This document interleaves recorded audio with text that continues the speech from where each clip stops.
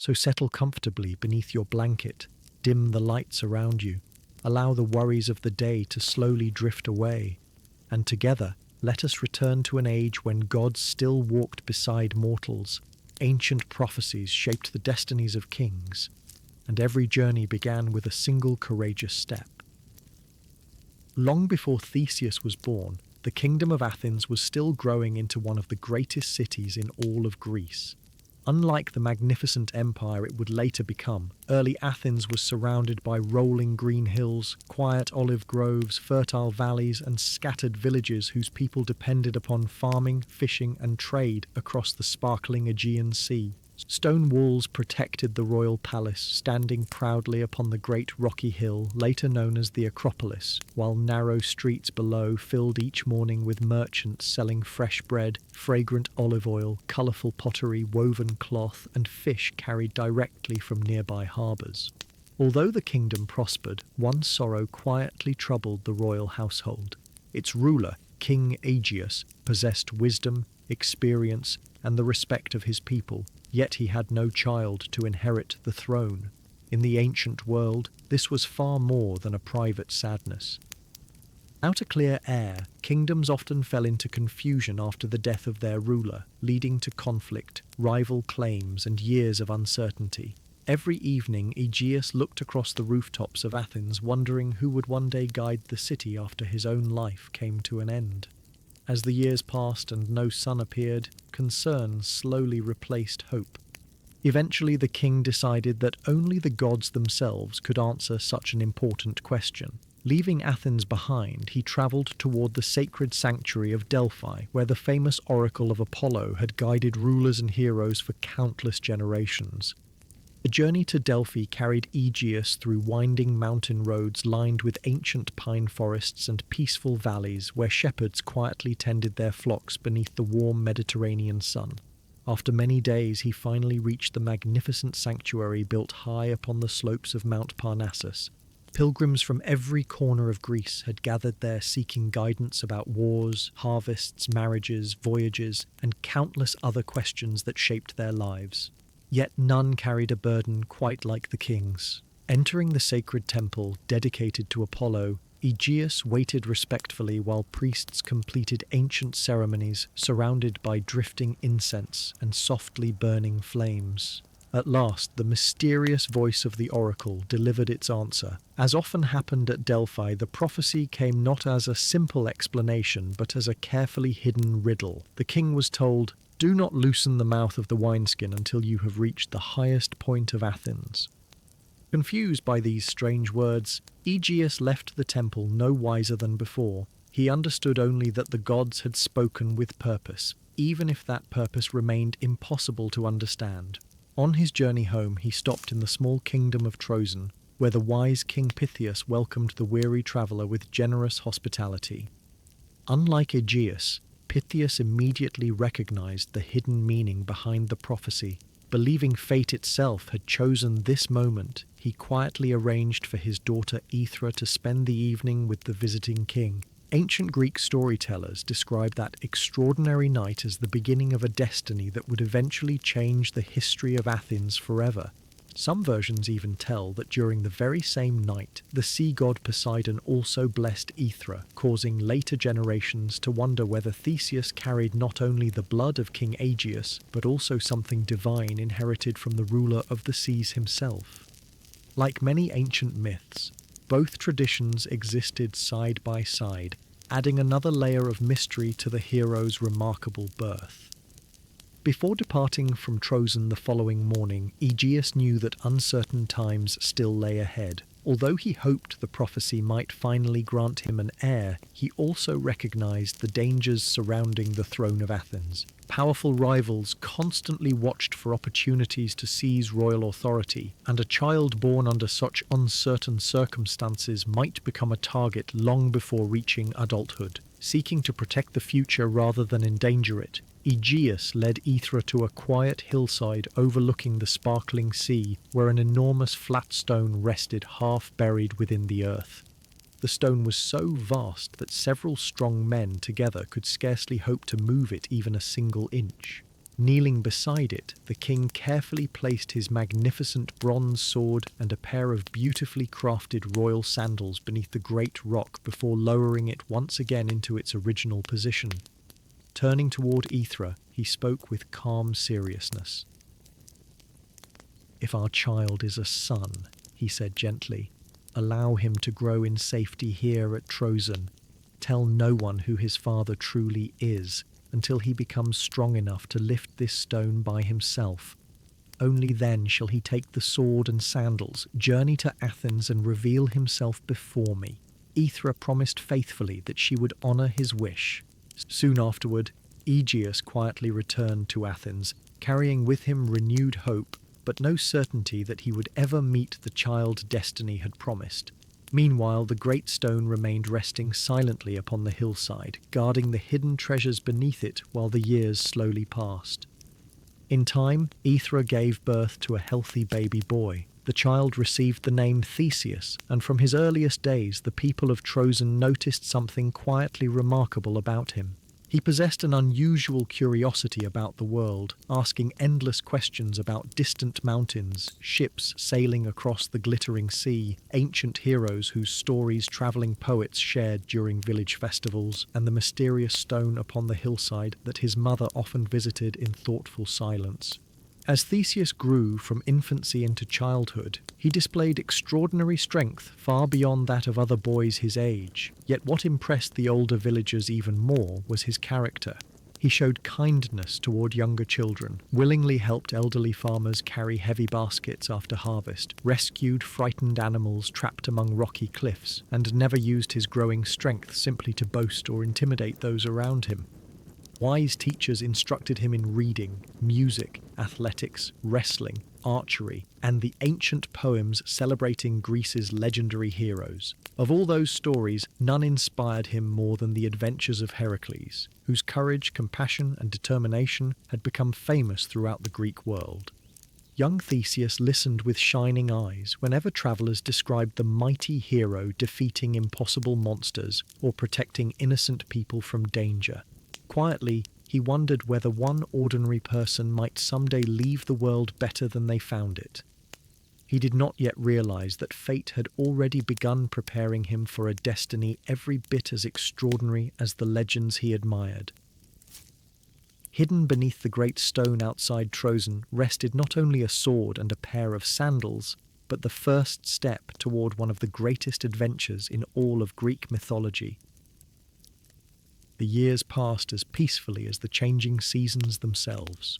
Spring covered the hills of Troezen with colourful wildflowers. Summer filled the olive groves with warm golden sunlight. Autumn brought the harvest of grapes and figs, and winter covered the distant mountain peaks with brilliant white snow before gently giving way once again to spring.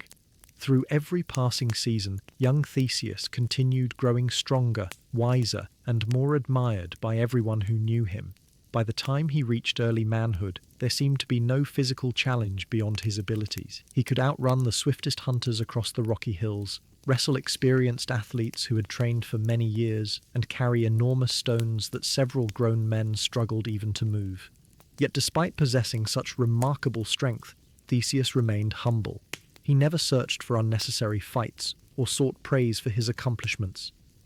Instead, he spent much of his time helping local farmers repair damaged walls after winter storms, rescuing shepherds whose sheep wandered into dangerous mountain valleys, and accompanying fishermen who sometimes faced rough seas while returning home at sunset.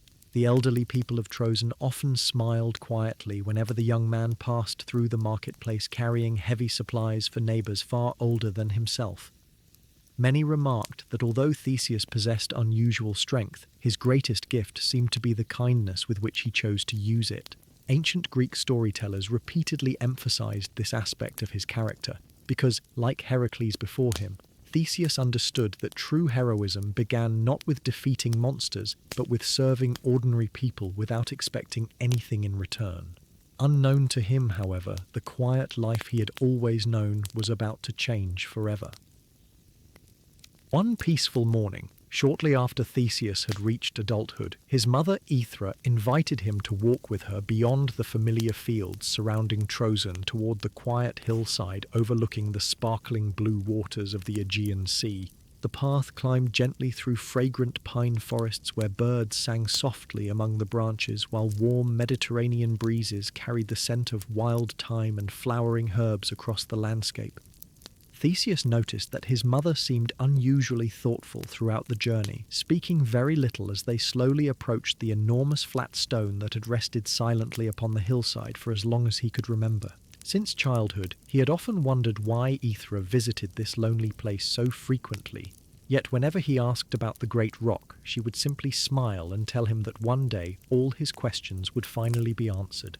Standing beside the ancient stone beneath the bright morning sky, Aethra turned toward her son with calm but emotional eyes. "The time has finally come," she said quietly. "For many years I have carried a secret that your father asked me to protect until you became strong enough to learn the truth." Theseus listened silently as his mother told him the remarkable story of King Aegeus, the mysterious prophecy at Delphi, the hidden sword and sandals resting beneath the enormous stone, and the promise that one day a young man strong enough to lift the rock would travel to Athens and reveal himself before the king. For several long moments, Theseus simply stood in complete silence, absorbing the extraordinary truth. Everything he believed about his own life had suddenly changed. Somewhere across the sea lived not only the great King Aegeus, but also the father he had never met. Without another word, Theseus stepped toward the great stone. Ancient traditions describe it as so enormous that several powerful men working together could scarcely move it even slightly. Villagers passing nearby paused to watch, curious about what the young man intended. Calmly placing both hands against the weathered surface, Theseus took one slow breath before pushing with steady determination. At first nothing happened. Then, almost imperceptibly, the massive stone began shifting across the earth. Loose soil crumbled away while tiny pebbles rolled down the hillside. Slowly, the enormous rock continued moving farther aside until at last the hidden space beneath became visible for the first time in nearly 2 decades. There, exactly as Aegeus had left them, rested a magnificent bronze sword whose polished blade still gleamed softly beneath the sunlight, together with a beautifully crafted pair of royal sandals bearing the unmistakable symbols of the Athenian royal family. Aethra smiled proudly as tears quietly filled her eyes. The prophecy had finally reached its appointed moment. Theseus respectfully lifted the sword from its resting place before fastening the sandals upon his feet. Although the gifts themselves held great importance, they represented something far greater than weapons or clothing. They were proof of his identity, a bridge connecting the peaceful life he had always known in Troezen with the extraordinary destiny now waiting across the sea. The boy who had grown up listening to stories of heroes had unknowingly become one himself. Soon preparations began for the long journey to Athens. The most obvious route would have been simple enough. Merchant ships travelled regularly between Troezen and Athens, crossing the calm waters of the Saronic Gulf in only a short time whenever weather conditions remained favourable. Nearly everyone expected Theseus to choose this safe and sensible voyage. Even Aethra gently encouraged her son to travel by sea, reminding him that dangerous bandits had terrorized the roads connecting Troezen with Athens for many years. Entire villages lived in fear of ruthless criminals who attacked travelers without mercy, while lonely mountain passes had become almost deserted because so few people dared risk the journey. Experienced merchants preferred the sea despite occasional storms, believing the overland road simply too dangerous for anyone traveling alone. Yet after listening carefully to his mother's advice, Theseus quietly shook his head. During his childhood, he had heard countless stories about Heracles, who always chose the difficult path whenever innocent people suffered because of fear. If dangerous men continued threatening ordinary travelers along the road to Athens, then how could he honestly call himself worthy of his father's sword while avoiding those very dangers? "If I hope one day to stand before King Aegeus as his son," Theseus replied gently, "then I should arrive having helped others rather than merely protecting myself." It was a decision that revealed everything about the young hero's character. He sought neither unnecessary risk nor personal glory. He simply believed that strength carried responsibility. If he possessed the ability to make the roads safer for everyone, then choosing the easier path would mean leaving innocent people to face dangers he might have prevented. Early the following morning, as the first golden rays of sunlight illuminated the hills surrounding Troezen, Theseus quietly prepared to leave the only home he had ever known. Friends, neighbours, shepherds, fishermen, and local craftsmen gathered outside the city gates to wish him a safe journey, many sensing they might never again see the remarkable young man who had grown up among them. Aethra embraced her son warmly, reminding him always to act with wisdom before strength and compassion before anger. Carrying only his father's sword, a sturdy traveller's cloak, a small supply of food, and unwavering determination, Theseus stepped beyond the city walls and began walking north toward Athens. Ahead lay forests where dangerous outlaws waited unseen among ancient trees, lonely mountain passes haunted by ruthless killers, and challenges that had already claimed the lives of countless ordinary travellers. Yet far beyond those dangers stood the city where King Aegeus continued ruling, completely unaware that his long-lost son was finally making the journey destined to unite them after so many years apart. The peaceful road stretched endlessly toward the distant horizon while morning birds sang cheerfully above the quiet countryside. Theseus walked steadily forward without looking back.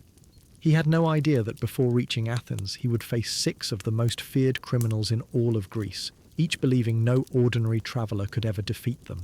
By the time his remarkable journey finally ended, the roads of Greece would never be the same again. As the sun slowly climbed higher into the clear blue sky, Theseus continued his lonely journey northward along the ancient road leading toward Athens.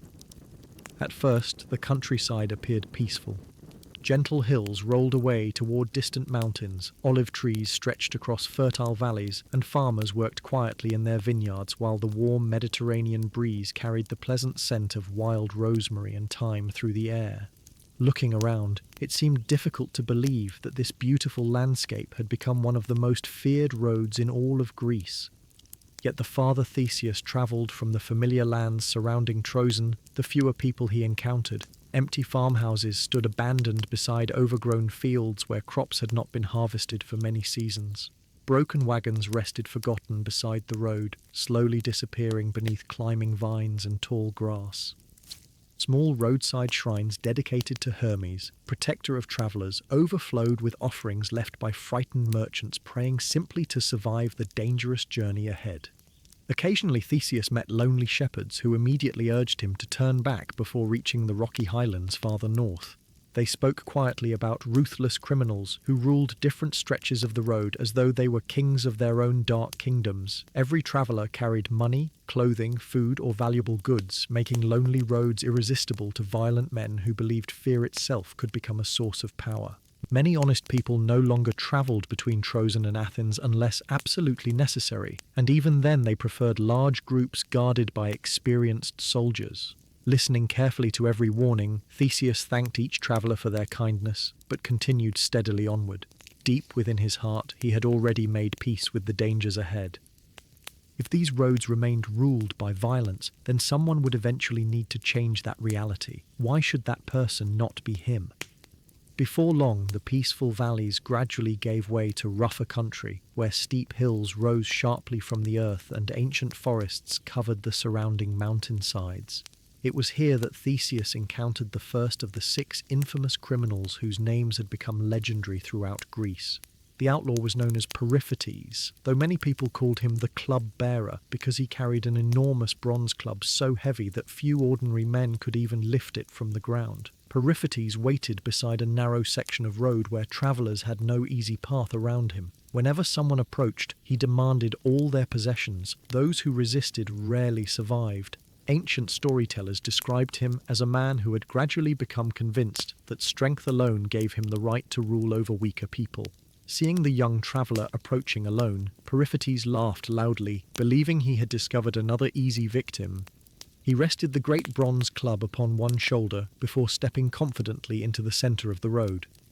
"Leave everything you carry," he called mockingly, "and perhaps I shall allow you to continue with your life." Theseus remained calm. "The road belongs to everyone," he replied quietly. "No man has the right to steal it from honest travellers." Periphetes answered only with another burst of laughter before charging forward, swinging the enormous club with enough force to shatter solid stone. Yet unlike every frightened merchant who had stood here before, Theseus possessed both remarkable strength and extraordinary speed. He stepped aside at the final moment, allowing the heavy weapon to crash harmlessly against the rocky ground. Before Periphetes could recover his balance, Theseus seized the great club with both hands. To the astonishment of the outlaw, the young traveller lifted the enormous weapon almost effortlessly. For the first time in many years, Periphetes realized he faced someone stronger than himself. A fierce struggle followed beneath the towering pine trees, but it ended quickly. Theseus defeated the robber using the very club with which Periphetes had terrorized countless innocent people. Rather than keeping gold or valuables taken from previous victims, Theseus distributed everything he found among nearby villages before continuing his journey, carrying only the famous bronze club as a reminder that strength should always protect rather than oppress. The news of Periphetes' defeat spread astonishingly fast across the surrounding countryside. Farmers who had avoided the road for years cautiously returned to their fields, while merchants once again began travelling between villages without the constant fear that had haunted them for so long. Yet Theseus understood that one victory could never make the entire journey safe. Several days later, he entered a region covered by dense forests where enormous pine trees reached high into the sky, their branches swaying gently above the narrow road. Here lived another notorious criminal known as Sinis, remembered forever as the Pine Bender. Unlike Periphetes, whose cruelty depended upon brute strength, Sinis delighted in inventing particularly terrifying punishments for anyone unfortunate enough to cross his path. According to ancient legend, he forced travellers to help him bend the tops of two great pine trees toward one another before secretly tying each of the victim's arms or legs to separate trunks. The moment the ropes were released, the powerful trees sprang upright once more with unimaginable force. The dreadful reputation of Sinis had become so widespread that entire caravans willingly travelled many extra days simply to avoid passing through his forest. As Theseus approached the lonely woodland, complete silence surrounded him. No birds sang among the branches, no voices echoed along the road. Even the wind seemed strangely absent beneath the towering trees. Suddenly a deep voice emerged from somewhere within the forest. "Traveller," it called cheerfully, "perhaps you might help me with a little work." Theseus looked calmly toward the trees where a broad-shouldered man stepped slowly into view, wearing a smile that concealed years of unimaginable cruelty. Unlike previous victims who knew nothing of Sinis until too late, Theseus had listened carefully to every warning shared by frightened villagers. He recognized the outlaw immediately. The conversation remained brief. Sinis attempted to lure the young traveller toward the great pine trees exactly as he had deceived countless others before him. Theseus quietly refused. When Sinis attacked in anger, the battle that followed echoed throughout the forest as the two powerful men struggled beneath the ancient trees. Ancient Greek storytellers often noted that Theseus believed justice required wrongdoers to experience the very suffering they willingly inflicted upon innocent people. Thus Sinis ultimately met the same fate he had prepared for so many helpless travellers. Once the terrible outlaw had fallen, peaceful silence gradually returned to the forest. For the first time in many years, children could safely gather firewood beneath those towering pines without fearing the monster who had claimed the woods as his own. Continuing steadily northward, Theseus soon reached another farming district where fear had taken an entirely different form. Instead of a human outlaw, the countryside suffered beneath the attacks of the infamous Crommyonian sow, an enormous wild boar so large and aggressive that ancient storytellers often described it almost as a monster rather than an ordinary animal. Fields lay ruined beneath its powerful tusks, while frightened farmers abandoned their homes whenever the beast wandered near their villages searching for food. Unlike Periphetes and Sinis, however, the sow acted not from cruelty, but according to its own wild nature. Some later traditions even suggested the animal had been raised deliberately by an elderly woman named Phaea, whose own reputation gradually became mixed with the legend until people sometimes confused the woman and the beast within the same story. Whatever its true origins, the danger remained very real. Following enormous hoofprints across muddy fields and broken orchards, Theseus eventually discovered the giant boar rooting beneath ancient oak trees near the edge of a forest. The creature immediately charged with astonishing speed, tearing deep trenches into the earth beneath its massive tusks. Farmers watching anxiously from nearby hills expected another terrible disaster. Instead, they witnessed a battle unlike anything they had ever imagined. Dodging the boar's repeated attacks with remarkable agility, Theseus patiently waited until the exhausted animal finally overextended itself while charging across uneven ground. At precisely the right moment, he stepped aside before delivering a single decisive blow that ended the long nightmare haunting the surrounding countryside. Cheers echoed across the valley as villagers cautiously emerged from hiding. Elderly farmers embraced one another with tears of relief, while children laughed freely in open fields where they had once feared even to play. Looking around at the grateful faces surrounding him, Theseus felt quietly reminded of something Heracles himself had often demonstrated. A hero's greatest reward is never treasure or fame. It is seeing ordinary people once again able to live peaceful lives without fear. Yet the road to Athens still stretched far into the distance, and somewhere ahead waited 3 even more dangerous enemies whose names alone caused experienced travellers to tremble. The true trials of Theseus had only just begun. The joyful celebrations in the villages surrounding Crommyon slowly faded behind Theseus as he continued his journey northward. Every mile he travelled carried him closer to Athens, yet the road ahead remained far from safe. News of his victories had already begun spreading through the countryside faster than the young hero himself could travel. Merchants gathering at roadside inns whispered excitedly about the mysterious traveller who had defeated Periphetes, ended the terror of Sinis, and rescued the farming communities from the monstrous Crommyonian Sioux. Some believed the stranger must secretly be Heracles returning in disguise. Others wondered whether one of the Olympian gods had chosen to walk among mortals once again. Theseus paid little attention to such rumours. He neither confirmed nor denied them, preferring to spend each evening quietly beside small campfires beneath the stars, rather than boasting about victories already won. He understood that dangerous journeys rarely became easier simply because earlier challenges had been overcome. In fact, the remaining enemies guarding the road to Athens possessed even darker reputations than those already defeated.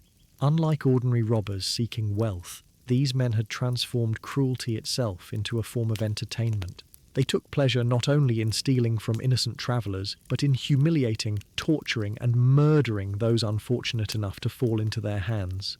Every village Theseus passed seemed strangely empty after sunset. Doors remained tightly locked, while frightened families extinguished their lamps early each evening, hoping no unwanted visitor might notice signs of life within their homes. Looking upon these silent communities, Theseus quietly reminded himself why he had chosen the dangerous road instead of the safe voyage across the sea. Every step forward offered another opportunity to restore peace where fear had ruled for far too long. Several days later, the landscape changed once again. The broad valleys gradually gave way to steep coastal cliffs overlooking the glittering waters of the Saronic Gulf. Narrow mountain paths wound precariously along towering rock faces where one careless step could send even an experienced traveller plunging into the crashing waves far below.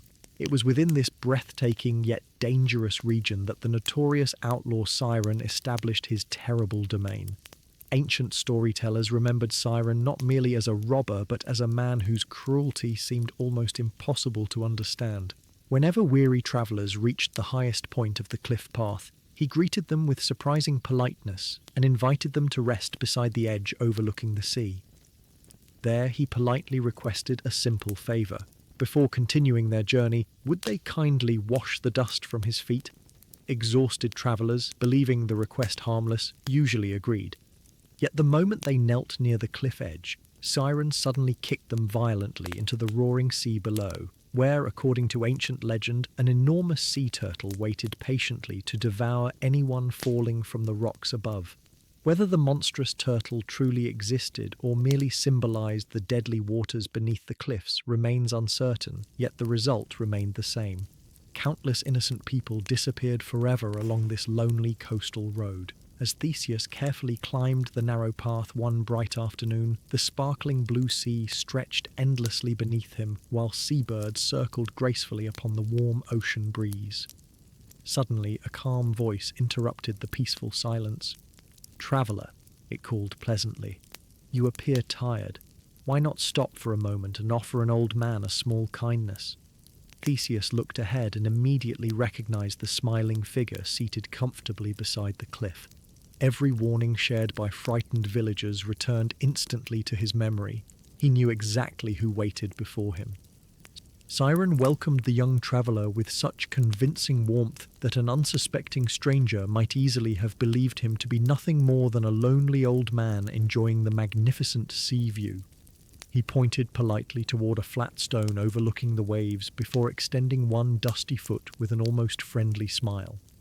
"Surely," he said gently, "a respectful young man would not refuse such a simple request." Theseus smiled politely in return before answering with equal calmness. "Respect must always travel in both directions," he replied. "Those who ask kindness from others should first be willing to offer kindness themselves." For a brief moment, the smile disappeared from Skyron's face. Realizing his deception had failed, the outlaw rose quickly to his feet and lunged toward the hero, hoping to throw him over the cliff exactly as he had done to countless previous victims. Yet Theseus had spent his entire life preparing for moments such as this. Sidestepping with remarkable agility, he caught Siren firmly before the robber could recover his balance. The struggle remained surprisingly short. Ancient Greek storytellers often emphasized that Theseus believed justice required those who delighted in cruelty to experience the consequences of their own actions. Thus Siren ultimately fell from the very cliffs where he had murdered so many innocent travelers before him. Whether the legendary sea turtle truly awaited below, or whether the crashing waves alone ended his reign of terror, the lonely coastal road finally became safe once again. Fishermen soon returned to hidden beaches long abandoned through fear, while merchants once more carried valuable goods between Athens and the southern kingdoms without dreading the narrow cliff path overlooking the sea. Leaving the coast behind, Theseus continued inland until he reached the fertile plain of Eleusis, a region famous throughout Greece for rich farmland and sacred religious traditions. Yet even here, peace had been shattered by another ruthless figure, whose reputation inspired fear wherever his name was spoken.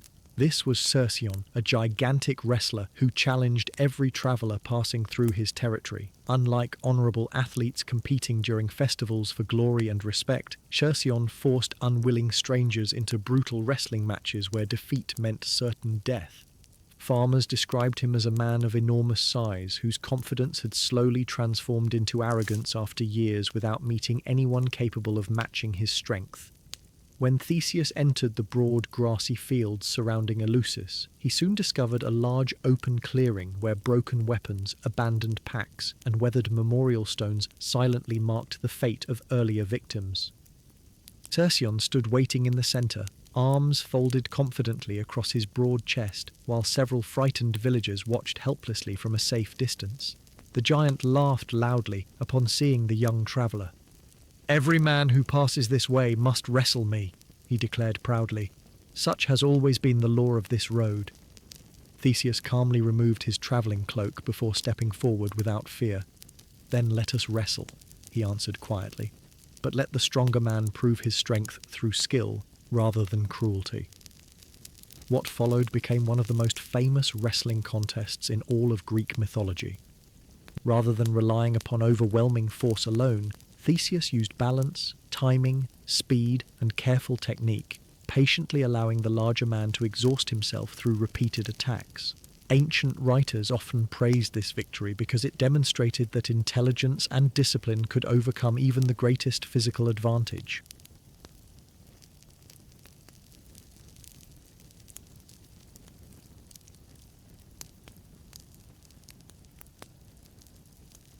At last, Cercyon lost his footing during one powerful charge. In a single smooth movement, Theseus threw the giant heavily to the ground, ending forever the violent contests that had terrorized the region for so many years. Wrestling schools established later throughout Greece proudly claimed Theseus as one of the earliest heroes to demonstrate that true athletic competition should honor skill and fairness rather than brutality. Only one final danger now remained between Theseus and the city of Athens. As evening approached, the young hero entered a lonely stretch of road where scattered farmhouses stood strangely deserted, despite fertile land surrounding them on every side. Local shepherds warned him about the last and perhaps strangest criminal of them all, a man named Procrustes, whose name would become one of the most unforgettable in Greek mythology. Unlike the other outlaws, Procrustes welcomed travellers warmly into his comfortable roadside house, offering delicious food, fresh water, and a soft bed for the night. Exhausted after long journeys, many accepted his generous hospitality with sincere gratitude. Yet hidden behind the appearance of kindness lay a terrifying obsession. Procrustes believed every guest should fit perfectly upon a single iron bed kept within his house.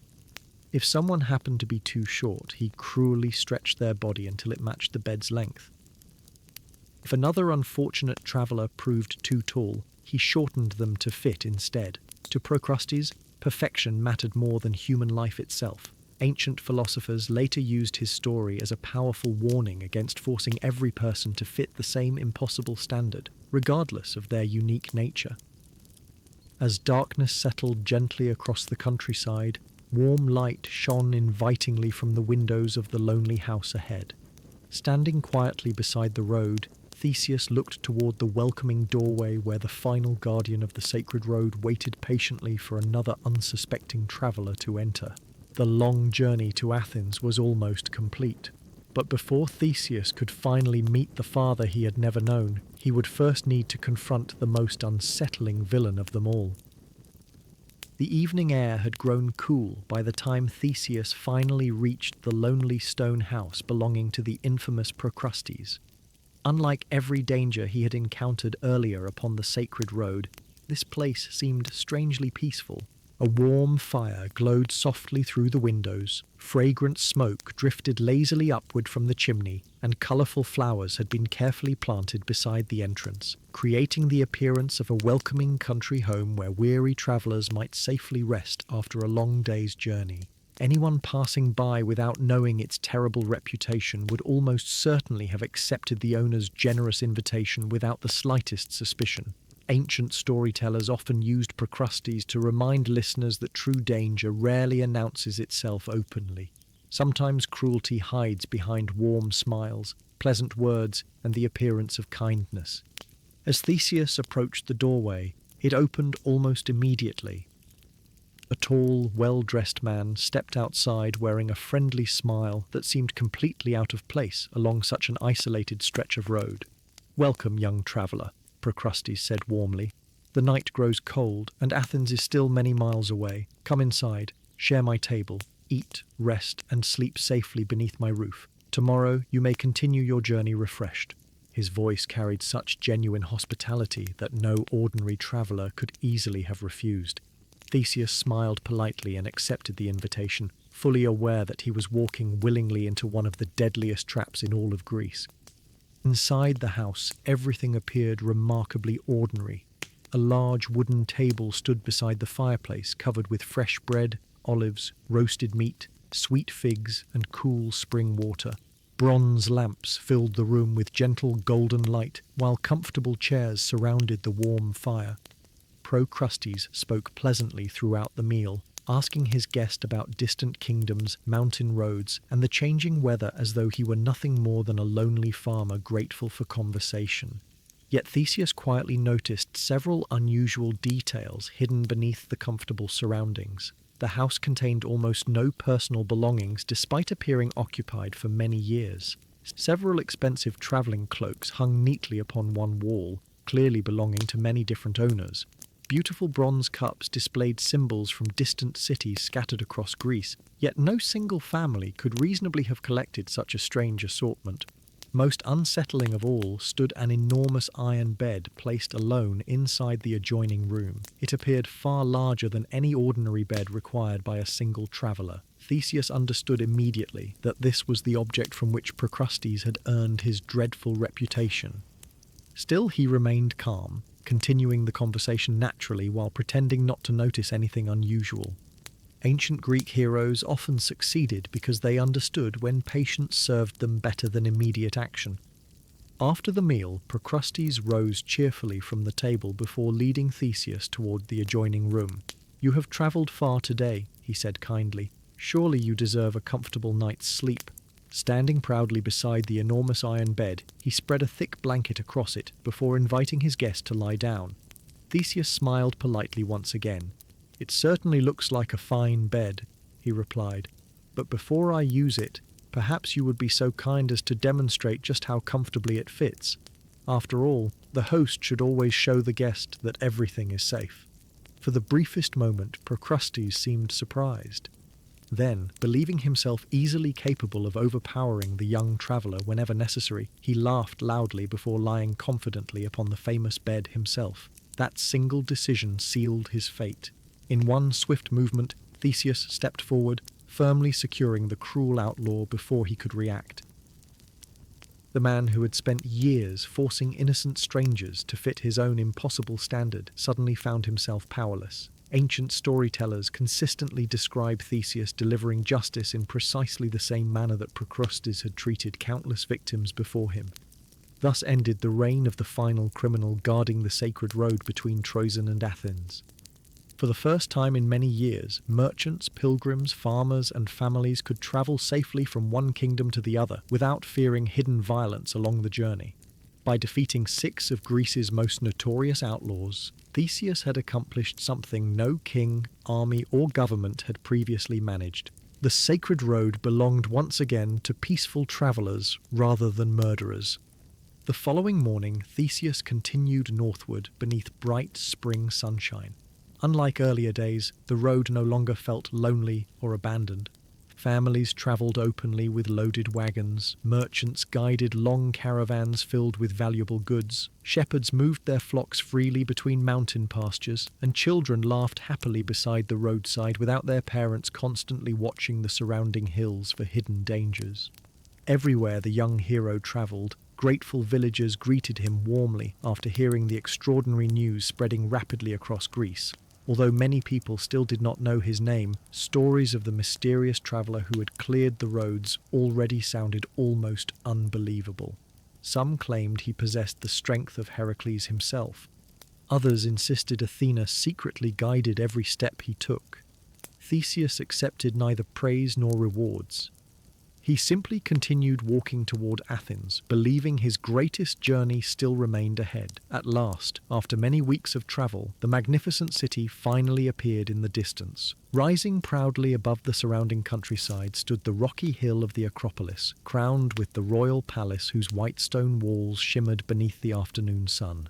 Beyond it stretched countless homes, busy marketplaces, workshops, temples, and bustling streets filled with thousands of people going about their daily lives. For the first time since leaving Troezen, Theseus paused quietly upon a nearby hillside, simply to admire the city where his father ruled, completely unaware that the son he had not seen since birth now stood looking upon Athens for the very first time. Yet, unknown to Theseus, events inside the royal palace had already become dangerously complicated. During the many years since Aegeus departed from Troezen, another remarkable figure had arrived in Athens seeking refuge. She was Medea, the powerful enchantress whose extraordinary adventures beside Jason and the Argonauts had already become famous throughout Greece. After leaving Corinth, Medea found protection within King Aegeus' court, where she gradually became one of his closest advisors. Gifted with great intelligence and ancient knowledge, she quickly recognized that any unknown young warrior arriving suddenly in Athens might threaten both her own influence and the stability of the kingdom. When news reached the palace describing a mysterious traveller who had single-handedly defeated every notorious outlaw guarding the sacred road, Medea immediately became suspicious. She sensed that this remarkable stranger might be far more important than anyone yet realized. Before King Aegeus even had an opportunity to meet the newcomer, Medea quietly warned him that such an unusually powerful visitor could easily become a dangerous enemy disguised as a friend. The aging king, who had spent many years surrounded by political uncertainty and rival claimants to the throne, reluctantly accepted her advice. He ordered that the unknown hero be welcomed into the palace, while secretly preparing to test whether the young traveller truly came in peace.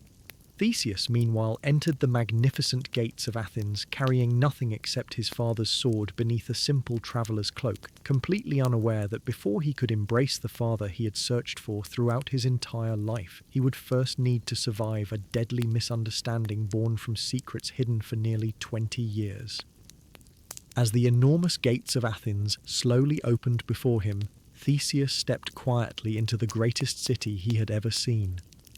Unlike the peaceful towns and scattered villages of Troezen where he had spent his childhood, Athens seemed alive in every direction. The streets echoed with the voices of merchants advertising freshly baked bread, fragrant olive oil, colourful pottery, woven cloth, and beautifully crafted bronze tools. Blacksmiths worked beside glowing furnaces while sparks danced into the afternoon air with every strike of their heavy hammers. Fishermen unloaded baskets overflowing with sea bass, octopus, and bright silver fish brought directly from the nearby harbour of Piraeus. Philosophers gathered beneath shaded porticos discussing justice, courage, and the nature of wisdom, while children laughed as they chased one another through narrow stone streets lined with whitewashed homes covered in flowering vines. High above everything else stood the magnificent royal palace upon the Acropolis, visible from nearly every corner of the city like a silent guardian watching over the lives of thousands below. Theseus paused for several long moments simply observing the remarkable place. Somewhere within that palace lived the father he had never met, a man whose face he knew only through the stories told by his mother beneath quiet evenings in Troezen. For years he had imagined this very moment countless times, wondering what King Aegeus might say when they finally stood face to face. Would the king recognize him immediately? Would he welcome him warmly as the son he had long hoped to meet? Or would he see only another stranger arriving unexpectedly at his court?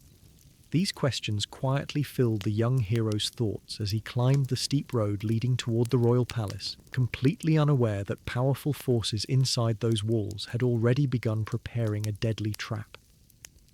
Inside the palace, King Aegeus had grown considerably older since the day he left Troezen almost 20 years earlier. His dark hair had faded into silver. Fine lines marked the corners of his thoughtful eyes, and the responsibilities of ruling Athens had slowly settled upon his shoulders like an invisible weight carried every day without rest. Yet despite the passing years, one memory had never faded from his heart. Sometimes during quiet evenings, he still found himself wondering about the child who might or might not have been born beneath the distant skies of Troezen. He often remembered the enormous stone beneath which he had hidden his sword and royal sandals, wondering whether anyone would ever become strong enough to uncover them. Deep inside, a small part of him never entirely abandoned hope, yet hope alone could never guide a kingdom safely through years of political uncertainty. Many ambitious nobles secretly watched the aging king, waiting patiently for the opportunity to seize the throne should he die without a recognized heir. Every unknown visitor arriving in Athens therefore demanded careful attention.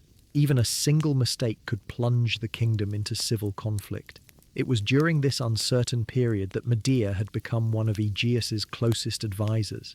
Intelligent, observant, and deeply experienced in the complicated politics of royal courts, she recognized dangers long before others noticed them. When reports reached the palace describing a mysterious young warrior who had somehow defeated every notorious outlaw guarding the sacred road entirely alone, Medea immediately sensed something extraordinary. Ordinary travelers did not accomplish such feats. Whoever this young stranger truly was, he possessed strength, courage, and growing fame among the people of Greece. Such a man could easily become either Athens' greatest protector or its greatest threat. As messenger after messenger arrived describing Theseus's remarkable journey, Medea listened with increasing concern. She heard how the young traveller had defeated Periphetes using the robber's own mighty club. She learned how Sinis the Pine Bender had disappeared forever from the forests, how the Crommyonian countryside had finally become safe after the monstrous sow fell, how Siren no longer terrorized the coastal cliffs, how Circean's brutal wrestling contests had ended, and how Procrustes' dreadful house now stood abandoned forever. One victory alone might have belonged to luck. Two perhaps suggested unusual talent. But 6 consecutive triumphs over Greece's most feared criminals pointed towards something entirely different. Medea quietly recalled ancient prophecies she herself had heard many years before while travelling beside Jason and the Argonauts. Great heroes rarely appeared without destiny guiding their footsteps. Looking thoughtfully toward the palace window overlooking Athens below, she began wondering whether the mysterious traveller might somehow be connected to King Aegeus himself.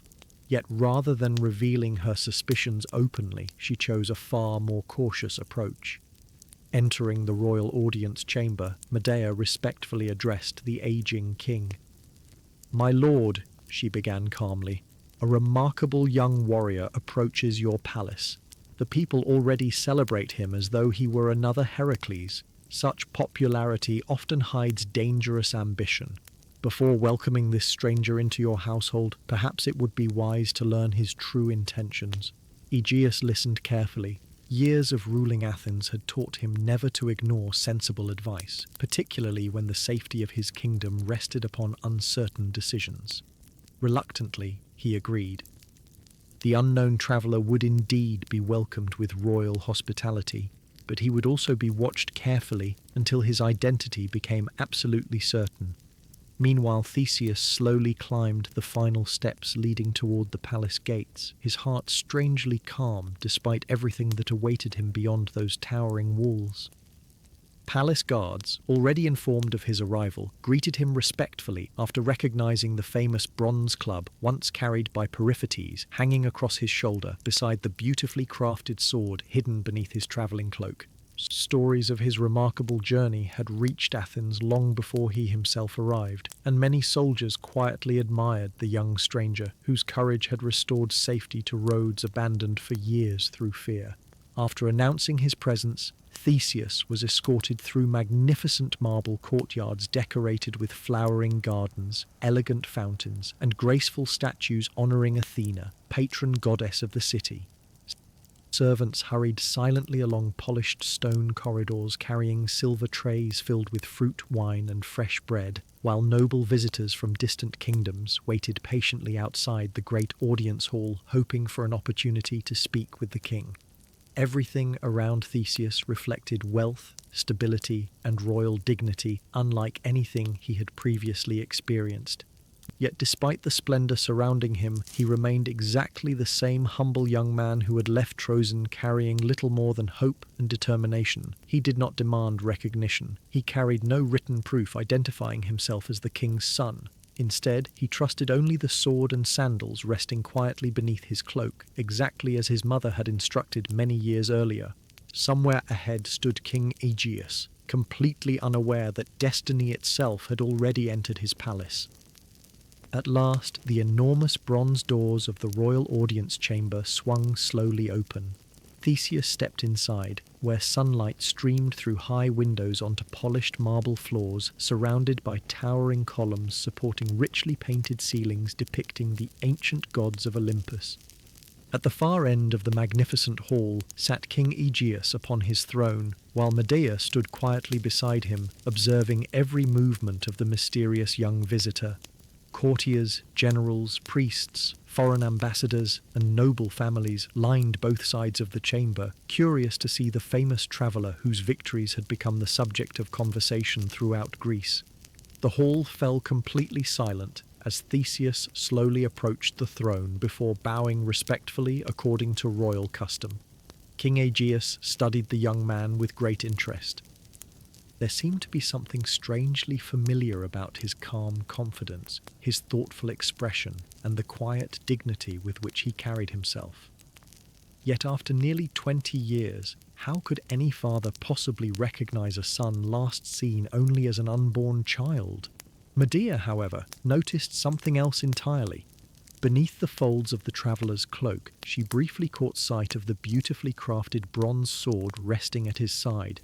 Her eyes narrowed almost imperceptibly. Somewhere deep within her memory, she recognized the extraordinary craftsmanship of that weapon. A sudden, unsettling thought entered her mind. Could this young stranger somehow be connected to the mysterious prophecy Aegeus had spoken about so many years before? If that possibility proved true, everything within the palace would soon change forever. Quietly hiding her growing concern behind a calm expression, Medea made one final decision. Before the king could discover the truth for himself, she would ensure the mysterious traveller never lived long enough to reveal it. The greatest danger Theseus had faced during his long journey was not waiting upon lonely roads or hidden within dark forests. It stood silently beside his father's throne, smiling politely while preparing a cup of poisoned wine. For several long moments, the magnificent audience hall remained completely silent. Sunlight streamed gently through the high windows, reflecting from polished marble floors, while colourful banners hanging between the towering columns moved almost imperceptibly beneath the warm afternoon breeze drifting through the palace. King Aegeus continued studying the young traveller standing respectfully before him. There was something strangely familiar about the way the stranger carried himself. His calm confidence reminded the aging king of another time many years earlier when he himself had stood proudly as a young prince preparing to rule Athens. Yet memory is a curious thing. Faces change with time, and nearly 20 years had passed since Aegeus departed from Troezen, never knowing whether the child promised by the oracle had ever truly been born. Around the hall, nobles whispered quietly among themselves.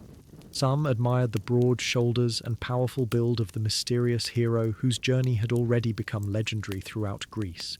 Others wondered whether the young man sought wealth, honor, or perhaps even the throne itself. Medea alone remained perfectly still beside the king. Although her expression appeared calm, her thoughts raced faster than anyone around her could possibly imagine. The brief glimpse she had caught of the magnificent bronze sword hidden beneath the traveller's cloak continued troubling her deeply. She had lived beside King Aegeus long enough to hear fragments of an old story concerning a distant kingdom called Troezen, a great stone hiding royal treasures, and a child whose future remained known only to the gods. If the stranger standing before the throne truly carried that very sword, then everything within the palace was about to change forever. Her own influence over the king would disappear overnight. Worse still, the rightful heir to Athens would finally return. Medea understood immediately that if she intended to protect her own future, she possessed only a single opportunity to act. Without revealing the slightest hint of concern, Medea quietly approached the royal servants, preparing refreshments for the honoured guest. Ancient Greek hospitality demanded that every respected visitor receive food and wine before any serious conversation began, particularly within the palace of a king. Selecting an elegant golden cup reserved for distinguished travellers, Medea secretly poured into the dark red wine a powerful poison prepared long ago through knowledge gained during her years as one of the greatest enchantresses in Greek mythology. The liquid disappeared completely beneath the rich colour of the wine, leaving no visible trace behind. No ordinary person could have recognized the danger hidden within the beautiful cup. Carrying it gracefully across the hall, Medea presented it first to King Aegeus before speaking with quiet courtesy. "My lord," she said gently, "let us honour our remarkable guest according to the traditions of Athens." Aegeus nodded thankfully, completely unaware of the deadly trap unfolding before his own eyes. Taking the cup from Medea, the king smiled warmly toward the young traveller who had already impressed everyone within the palace through his calm dignity. "You have travelled a long road," Aegeus said kindly. "Accept the welcome of Athens. Drink, and afterward tell us your story." Slowly, Theseus stepped forward to receive the cup. Around the great hall, every conversation ceased. Hundreds of eyes watched silently as the mysterious hero reached toward the poisoned wine. Had events continued for only another heartbeat, one of Greece's greatest legends might have ended before it truly began. Yet destiny often reveals itself through the smallest and most unexpected moments. As Theseus extended his hand to accept the royal cup, The folds of his travelling cloak shifted gently across his shoulder. Instinctively, he reached to adjust the garment. In doing so, the magnificent bronze sword hidden beneath the fabric briefly became visible in the bright afternoon sunlight. The polished hilt reflected a brilliant flash of light directly toward King Aegeus. The aging king froze completely. His eyes widened with astonishment as he stared at the weapon now resting openly before him. Every tiny detail of its craftsmanship remained exactly as he remembered from nearly 20 years earlier. The distinctive lion engraved upon the bronze guard, the intricate pattern running along the leather grip. Even a small imperfection near the base of the blade, created accidentally by the royal blacksmith shortly before the sword had been hidden beneath the great stone outside Troezen. No craftsman in all of Greece could possibly have duplicated those exact details by chance. For one long, breathtaking moment, the noise of the crowded hall seemed to disappear entirely. Aegeus no longer saw the magnificent palace surrounding him. In his mind, he stood once again upon the lonely hillside overlooking the sea beside Aethra, carefully placing that very sword beneath the enormous stone while quietly praying that one day his child might become strong enough to recover it. The years separating past and present suddenly vanished. Before Theseus could raise the poisoned cup to his lips, King Aegeus sprang unexpectedly from his throne with a strength surprising for a man of his age. Reaching the young traveller in only a few hurried steps, he struck the golden cup sharply from Theseus's hand. It crashed against the marble floor, shattering into countless pieces while the dark red wine spread rapidly across the polished stone. Palace servants stared in confusion. Noblemen rose suddenly from their seats. Guards instinctively reached for their weapons, uncertain whether an attack had somehow begun inside the royal court. Yet Aegeus paid no attention to the growing commotion around him. His eyes remained fixed upon the sword now fully visible at Theseus's side. With trembling hands, he gently lifted the weapon before slowly examining every familiar detail.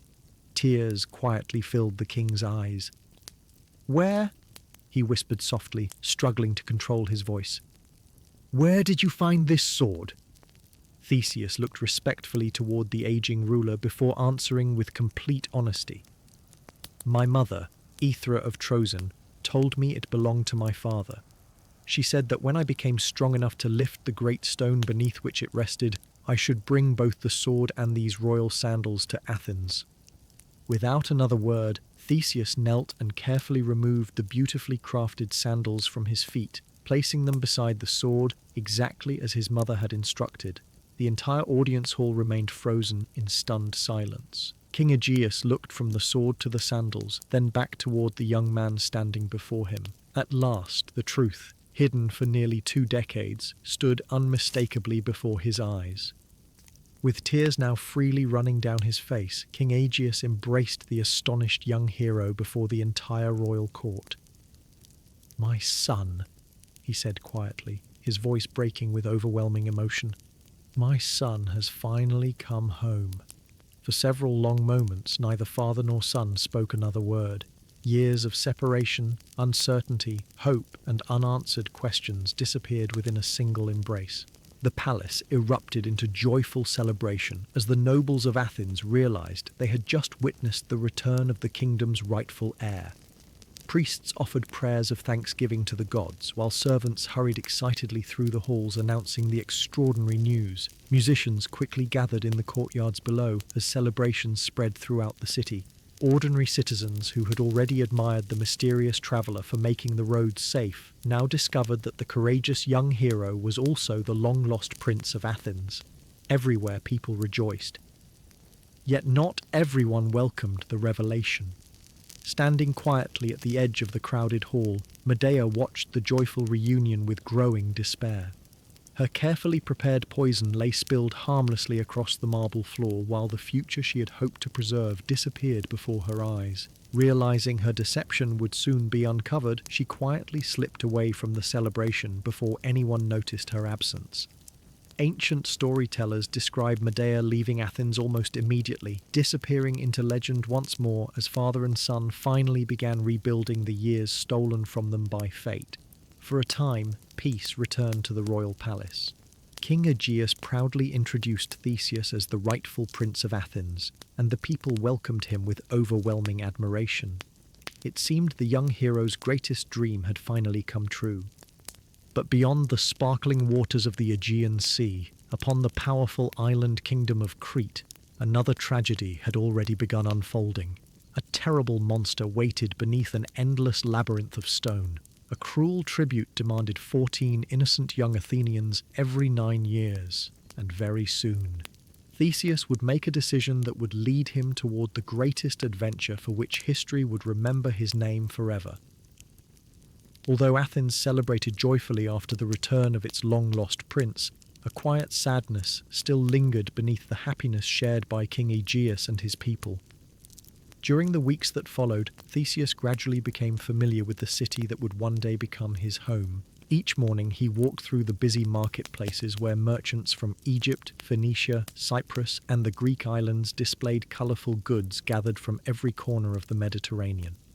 He spent long hours listening to experienced generals discuss the defence of the kingdom, accompanied priests during important religious ceremonies dedicated to Athena, and joined elderly advisors as they explained the complicated responsibilities awaiting every future king of Athens. King Aegeus himself delighted in introducing his son to every part of royal life that had remained impossible to share throughout the missing years of Theseus's childhood.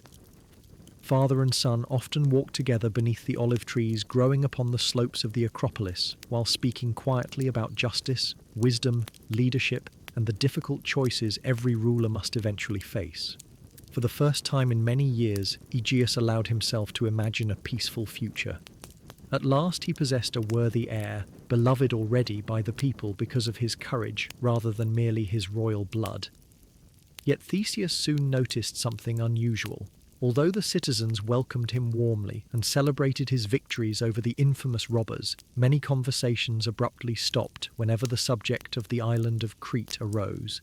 Merchants lowered their voices, soldiers exchanged uneasy glances, even experienced statesmen seemed reluctant to speak openly about the powerful kingdom lying far across the southern sea. Whenever Theseus asked simple questions, people answered politely before quickly changing the subject. It became increasingly clear that beneath Athens's peaceful appearance rested an old wound that had never truly healed. Unable to ignore his growing curiosity, Theseus eventually approached King Aegeus directly one quiet evening after the royal council had ended. The two men stood together upon the palace terrace overlooking the glowing lights of Athens as the setting sun slowly disappeared beyond the distant mountains. Gentle sea breezes carried the scent of olive trees through the warm evening air while the first stars quietly appeared overhead. "Father," Theseus asked respectfully, "there is something I do not yet understand. Everyone speaks proudly about Athens, yet whenever Crete is mentioned, the room suddenly falls silent. Why does the name of one distant island bring such sadness to our people?" For several long moments Aegeus remained silent, his eyes fixed upon the darkening horizon far beyond the sea. At last he sighed deeply before answering. "Because every 9 years," the aging king said quietly, "Athens is forced to surrender 14 of its own children."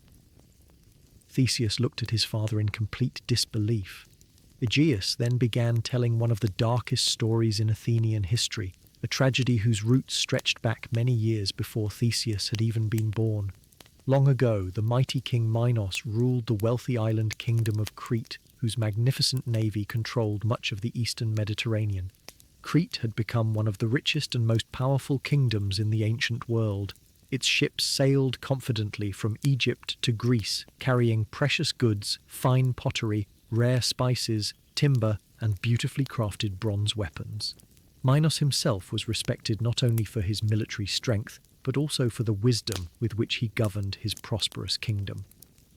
Yet everything changed after the mysterious death of his beloved son, Prince Androgeus. Prince Androgeus had travelled from Crete to Athens to compete in the great athletic festivals celebrated throughout Greece. Young, handsome, and exceptionally talented, he quickly defeated every Athenian competitor in wrestling, running, boxing, and other contests designed to honour both physical strength and the gods themselves. Ancient traditions disagree about exactly what happened afterward. Some claim jealous rivals secretly murdered the prince rather than accept defeat. Others suggest that Aegeus himself, fearing the growing popularity of the remarkable Cretan visitor, ordered him sent on a dangerous mission against the fierce Marathonian bull from which he never returned. Whatever the true cause, one terrible fact remained certain. Prince Aegeus died while visiting Athens. When news reached King Minos, overwhelming grief quickly transformed into fierce anger. Believing Athens entirely responsible for the loss of his beloved son, Minos gathered the greatest fleet ever assembled by Crete before sailing north to wage war against the Athenian kingdom. Athens fought bravely, but could not withstand the overwhelming power of the Cretan navy and army. Eventually, the city faced complete destruction. Desperate to save his people, King Aegeus pleaded for peace. Minos agreed, but only upon one horrifying condition. Every 9 years, Athens would send 7 young men and 7 young women chosen from among its finest families to the island of Crete. None would ever return. Generation after generation, this dreadful tribute continued, becoming a permanent reminder of Athens' defeat and humiliation. As King Aegeus finished speaking, complete silence settled across the palace terrace. Below them, the cheerful sounds of evening life continued throughout Athens. Children laughed while chasing one another through narrow streets. Families gathered around simple meals inside their homes. Musicians played softly in distant courtyards beneath the warm Mediterranean night. Looking down upon the peaceful city, Theseus suddenly realized that many of those smiling children would one day stand before the royal court, hoping desperately not to have their names drawn for the next terrible tribute. "What happens to them after they reach Crete?" he asked quietly. Aegeus closed his eyes for a brief moment before answering. "No one knows with certainty," he replied. "The ships always return empty. Those taken never come home. Some believe they are sacrificed to the gods. Others whisper about a terrible creature hidden beneath King Minos' palace." It was the first time Theseus had heard even the slightest mention of the mysterious monster whose name would eventually become inseparable from his own. Ancient rumors spoke of endless underground passages from which no traveller ever escaped, of strange roaring sounds echoing beneath the royal palace during quiet nights, and of something neither fully human nor entirely beast waiting forever within the darkness. Yet no ordinary Athenian possessed enough knowledge to separate truth from fearful imagination. Only one thing remained absolutely certain. Every 9 years, 14 innocent young people disappeared forever. Far away across the glittering waters of the Aegean Sea, upon the magnificent island of Crete itself, the truth behind those terrifying rumours stretched back even further than the death of Prince Aegeus. Long before Athens ever paid its dreadful tribute, King Minos himself had unknowingly begun the chain of events leading toward unimaginable tragedy. According to the oldest Greek legends, when Minos first claimed the throne of Crete, he prayed earnestly to Poseidon, god of the sea, asking for a divine sign proving that the gods truly supported his right to rule. Poseidon answered by sending an extraordinary white bull rising magnificently from the sea itself, more beautiful than any mortal creature had ever seen. The agreement seemed simple. Minos would sacrifice the miraculous bull back to Poseidon as an offering of gratitude, thereby proving his complete obedience to the gods. Yet when the king finally looked upon the breathtaking animal standing proudly upon the shores of Crete, greed quietly entered his heart. Believing the bull far too magnificent to lose, Minos secretly substituted another ordinary animal for the sacrifice while keeping Poseidon's sacred gift among his own royal herds. No deception remains hidden forever from the gods. Discovering the king's dishonesty, Poseidon chose not to punish Minos directly. Instead, he sent a curse unlike anything the world had ever witnessed, one that would eventually give birth to the most terrifying creature in all of Greek mythology, the monstrous being forever remembered as the Minotaur. Poseidon, ruler of the endless seas, never forgot the promise King Minos had broken. In the ancient Greek world, oaths made before the gods were among the most sacred commitments a mortal could ever make. Kings, generals, merchants, and even ordinary farmers understood that deceiving another person was dangerous, but attempting to deceive an Olympian god invited consequences beyond human imagination. Minos had believed he could quietly replace the magnificent white bull with an ordinary sacrifice, keeping the divine creature for himself while convincing Poseidon that his promise had been fulfilled. For a short time, the plan appeared successful. The sacred bull grazed peacefully within the royal pastures of Crete, admired by visitors from distant kingdoms who marvelled at its extraordinary beauty. Its snow-white coat seemed almost to glow beneath the Mediterranean sunlight, while its enormous curved horns reflected brilliant flashes of gold whenever it walked across the green fields surrounding the palace. Minos proudly displayed the miraculous animal whenever foreign ambassadors arrived upon the island, secretly congratulating himself for possessing the most magnificent bull in all the world. Yet far beneath the sparkling surface of this apparent success, the anger of Poseidon quietly gathered like a storm forming far beyond the horizon. The sea god had no need to act quickly.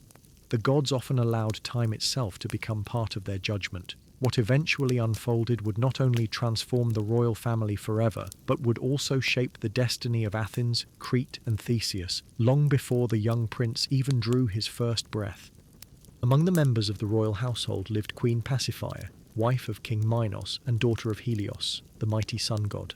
Ancient storytellers consistently described Pasiphae as wise, graceful, and respected throughout Crete. She possessed no desire for conflict, ruled the palace with quiet dignity, and devoted herself faithfully to both her family and the responsibilities expected of a queen. Yet the punishment chosen by Poseidon did not fall first upon Minos himself. Instead, according to the oldest traditions, the sea god placed an irresistible enchantment upon Pasiphae, compelling her to become hopelessly fascinated by the magnificent white bull that Minos had refused to sacrifice. Modern readers naturally recognize this episode as one of the most unusual and symbolic myths preserved from the ancient world. Even Greek writers themselves often treated it as a supernatural curse rather than an ordinary event, reflecting how divine punishment could overturn the natural order whenever mortals allowed pride and dishonesty to challenge the will of the gods. Desperate to escape the strange enchantment, yet unable to resist its influence, Pasiphae eventually sought help from the greatest craftsman who had ever lived. His name was Daedalus, an inventor whose remarkable intelligence would soon create one of the most famous structures in all of mythology. Daedalus had earned extraordinary fame throughout Greece for his unmatched ability to solve problems no other craftsman could even begin to understand. Kings from distant lands competed for the opportunity to employ his talents. He designed magnificent temples, ingenious machines, moving statues that seemed almost alive, and mechanical devices whose complexity astonished everyone fortunate enough to witness them. When Queen Pasiphae secretly revealed the impossible burden placed upon her by Poseidon's curse, Daedalus faced perhaps the strangest request of his remarkable career. Ancient myths describe how he eventually constructed an astonishing wooden cow covered completely with the hide of a real animal, crafted so perfectly that from a distance it appeared entirely lifelike. Although later generations often focused upon the bizarre details surrounding this episode, ancient Greek audiences generally understood it as another reminder that extraordinary intelligence, when separated from wisdom and moral responsibility, could become dangerously powerful. Daedalus succeeded in accomplishing the impossible, yet his invention indirectly helped unleash one of mythology's greatest horrors upon the world. Throughout Greek legend, cleverness alone rarely guaranteed virtue. Even the greatest minds carried profound responsibility for the consequences of their creations. The terrible curse reached its tragic conclusion. Queen Pasiphae gave birth to a child unlike any creature the world had ever seen. The infant possessed the powerful body of a human, but the head of a great bull, combining both forms into one deeply unsettling being. Ancient poets gave him the name Asterion, although history would remember him far more commonly as the Minotaur, meaning the bull of Minos. At first, the royal family hoped the strange child might somehow live peacefully within the palace. Yet as the years passed, it became painfully clear that the curse had produced something far beyond human understanding. The Minotaur grew with astonishing speed, His strength exceeded that of ordinary men, while his instincts belonged neither completely to mankind nor entirely to the animal kingdom. Gradually, his behavior became increasingly violent and impossible to control. Servants feared approaching him. Guards assigned to protect the palace disappeared without explanation. Members of the royal household soon realized that allowing the creature to roam freely would place the entire kingdom in constant danger. Yet despite everything that had happened, the Minotaur himself remained another tragic victim of choices made long before his own birth. He had never chosen Poseidon's curse. He had never chosen the deception of King Minos. Like many figures throughout Greek mythology, he inherited the consequences of decisions made by others. This quiet tragedy gave the legend a sadness that later generations often overlooked while focusing only upon the monster itself. King Minos finally accepted that no ordinary prison could ever contain the growing creature. Stone walls could be broken, iron gates eventually yielded before overwhelming strength, chains rusted, guards grew tired, and every fortress possessed some hidden weakness. Once again, the king turned toward the brilliant inventor Daedalus, asking him to create something unlike anything ever built before. Daedalus spent many months studying the rocky hills beneath the royal palace at Knossos, where ancient limestone caves already formed a vast natural network beneath the earth. Gradually, he transformed those underground passages into an astonishing architectural masterpiece that would become one of the greatest symbols in all of Greek mythology. The structure became known simply as the Labyrinth. It was far more than an ordinary maze. Ancient writers described endless twisting corridors that curved back upon themselves, staircases leading upward only to descend once again into deeper chambers, hidden passages concealed behind smooth stone walls, circular halls connected by dozens of identical doorways, and intersections designed so cleverly that even those who built the labyrinth could scarcely remember the correct path after only a short time inside. Sunlight never reached its deepest chambers. Strange echoes travelled endlessly through the tunnels, making distant footsteps seem frighteningly close, while nearby voices appeared to vanish completely into darkness. According to legend, once someone entered the labyrinth without guidance, escape became almost impossible. At its silent centre, hidden within the deepest chamber of all, the Minotaur spent his lonely existence wandering endlessly through stone corridors that had become both prison and home.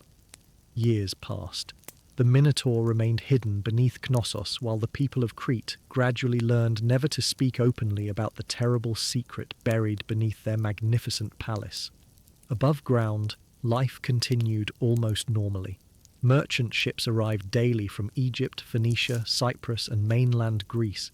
Colourful festivals filled the streets with music, dancing, and athletic competitions honouring the gods.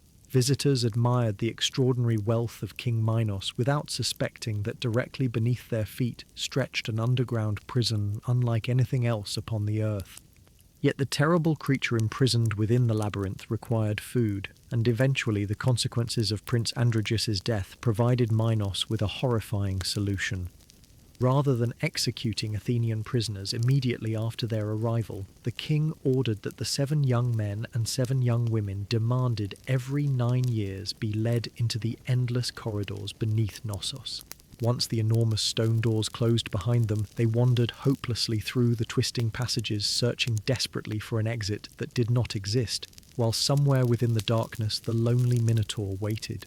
No one ever returned. Throughout Greece, rumours about the mysterious disappearances gradually transformed into terrifying legends whispered beside evening fires.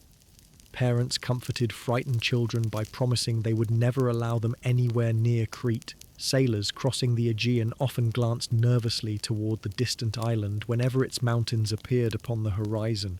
And in Athens itself, every family silently prayed that the terrible lottery choosing the next 14 victims would never fall upon their own sons or daughters. The years continued passing. Another tribute approached. The ships preparing to sail toward Crete slowly gathered within the harbour. And watching quietly from the palace above, Prince Theseus made a decision that would forever change the fate of both kingdoms. The day everyone in Athens had dreaded for nearly 9 years finally arrived. Before sunrise, long before merchants opened their shops or craftsmen lit the fires inside their workshops, a heavy silence settled across the city. Even the cheerful songs of birds seemed strangely absent as thick morning mist drifted slowly through the narrow streets beneath the Acropolis. The great bronze bells of the temples rang softly, not to announce a joyful festival, but to summon the people for one of the saddest ceremonies in all of Athenian life. Throughout the city, families quietly left their homes dressed in dark clothing, many holding the hands of frightened children who did not yet fully understand why the adults around them struggled to hide their tears. The broad public square below the royal palace gradually filled with thousands of citizens standing together beneath the pale morning sky. No one laughed, no musicians played, no merchants called out to passing customers. Every face reflected the same painful question that returned every 9 years. Which families would lose their children this time? Near the center of the square stood 14 empty places prepared for those whose names would soon be chosen. 7 were reserved for young men, 7 for young women, all healthy, all innocent, all destined, according to everyone present, never to see Athens again. The terrible tribute demanded by King Minos had become more than a political agreement. It had become a wound carried by every generation of Athenians since the death of Prince Aegeus. Mothers embraced their sons a little more tightly. Fathers stood silently beside daughters, trying desperately to appear strong while quietly fearing the moment fate might call their family forward. Watching the gathering crowd from the palace steps, Theseus felt a deep sadness unlike anything he had experienced during his long journey from Troezen. He had defeated dangerous criminals because they threatened travelers, but this suffering reached far beyond any single villain. An entire city had learned to live beneath the shadow of fear. King Aegeus slowly emerged from the palace wearing simple royal robes instead of magnificent ceremonial clothing. The aging king looked exhausted. Although he had ruled Athens wisely for many years, this remained the one burden he had never been able to remove from his people. Each time the tribute returned, he personally watched innocent young Athenians board the black-sailed ship bound for Crete, knowing that none had ever returned alive. The weight of those memories had slowly aged him long before grey hair appeared upon his head. Standing beside his father, Theseus quietly observed the ceremony beginning below. Priests offered solemn prayers to Athena, asking the goddess to protect the city even though everyone understood no prayer had yet prevented the dreadful voyage. One by one, officials began reading aloud the names chosen by lot. As each name echoed across the silent square, another family collapsed into tears. Young men stepped forward, trying bravely to comfort their weeping parents, while young women embraced younger brothers and sisters who clung desperately to them without understanding why everyone cried. There were no criminals among those chosen, no soldiers defeated in battle, no prisoners condemned for terrible crimes, only ordinary young people whose only misfortune lay in being born at the wrong moment. Theseus watched a father kneel before his frightened daughter, promising he would somehow bring her home, though both already knew such promises could never be kept. Nearby, an elderly grandmother gently placed a small olive branch into her grandson's hands, whispering that perhaps Athena herself would guide him across the sea. Throughout the square, similar scenes unfolded everywhere. Ancient Greek storytellers often paused here within the legend because this moment explained why Theseus would soon make the decision that transformed him from prince into immortal hero. Strength alone never creates greatness. Compassion does. When the final name had been read, and the 14 chosen youths stood quietly together near the harbour road, Theseus stepped forward from beside the throne. For several moments, he simply looked across the faces gathered before him. Fear filled the eyes of the young prisoners, while hopelessness weighed heavily upon the older generation surrounding them. Then, without seeking permission from anyone, the prince descended slowly from the palace steps until he stood directly beside the chosen 14. Murmurs spread immediately through the crowd. No one understood what he intended. Turning toward King Aegeus, Theseus spoke in a calm voice that carried clearly across the silent square. "Father," he began gently, "how long must Athens continue surrendering its children?" The king lowered his head sadly. "As long as the Minotaur lives," he answered. "Then let this be the final tribute," Theseus replied. "I will sail with them." Complete silence followed.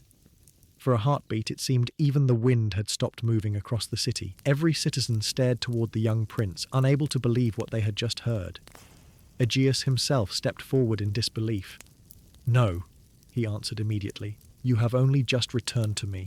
I searched for you throughout half my life without knowing whether you even lived. I will not lose you now." Yet Theseus remained firm, looking not only at his father but also toward the frightened young Athenian standing beside him. He quietly continued, "What kind of prince allows others to face certain death while remaining safely behind palace walls? If I truly hope one day to rule Athens, then I must first prove that the lives of these young people matter just as much as my own." The crowd remained completely still. Many wept openly, others bowed their heads, deeply moved by the compassion shown by the prince they had welcomed only weeks earlier. In that single moment, Theseus won the hearts of his people forever. King Aegeus struggled desperately to change his son's mind. Together they withdrew briefly into the palace gardens where father and son spoke privately beneath ancient olive trees whose twisted branches had watched over generations of Athenian kings. "You do not understand," Aegeus pleaded quietly. "No one who enters the labyrinth has ever returned. Even if you defeat the creature itself, no man knows the path back through those endless passages. You are asking me to lose my son almost as soon as I have found him." Theseus listened respectfully before placing one hand gently upon his father's shoulder. "When I left Troezen," he answered softly, "Mother told me that a king must sometimes place the needs of his people before the wishes of his own heart. You yourself taught me that courage means protecting those who cannot protect themselves. If 14 innocent young Athenians sail toward death while I remain here doing nothing, then I am unworthy of carrying your sword or wearing your sandals." Aegeus closed his eyes. Deep within his heart, he already knew his son spoke the truth. Everything he admired within Theseus, his courage, humility, compassion, and unwavering sense of justice, had led naturally toward this very decision. To forbid him now would mean asking him to abandon the qualities that made him worthy of becoming king. At last, the aging ruler embraced his son tightly. "Then promise me one thing," he whispered. "If by some miracle you survive, change the black sails of your ship to white before returning home. From the cliffs above Athens I shall watch every day for your return. White sails will tell me my son still lives." Theseus smiled warmly before giving his father his solemn word. It was a simple promise, spoken almost casually beneath the shade of ancient trees. Yet history would remember those few quiet words long after kings, palaces, and entire kingdoms had vanished. As the afternoon sun slowly descended toward the western horizon, the black-sailed ship prepared for departure from the harbour of Athens. Families gathered one final time upon the docks, embracing the 14 chosen youths, while priests offered blessings for a voyage almost everyone believed would end only in tragedy. Theseus boarded the vessel alongside the others, not as a prince demanding special treatment, but simply as another member of the tribute. Looking back toward the shore, he saw King Aegeus standing silently upon the highest tower of the palace overlooking the sea, refusing to take his eyes from the departing ship until it disappeared beyond the horizon. The wind gradually filled the dark sails while Athens slowly became smaller behind them.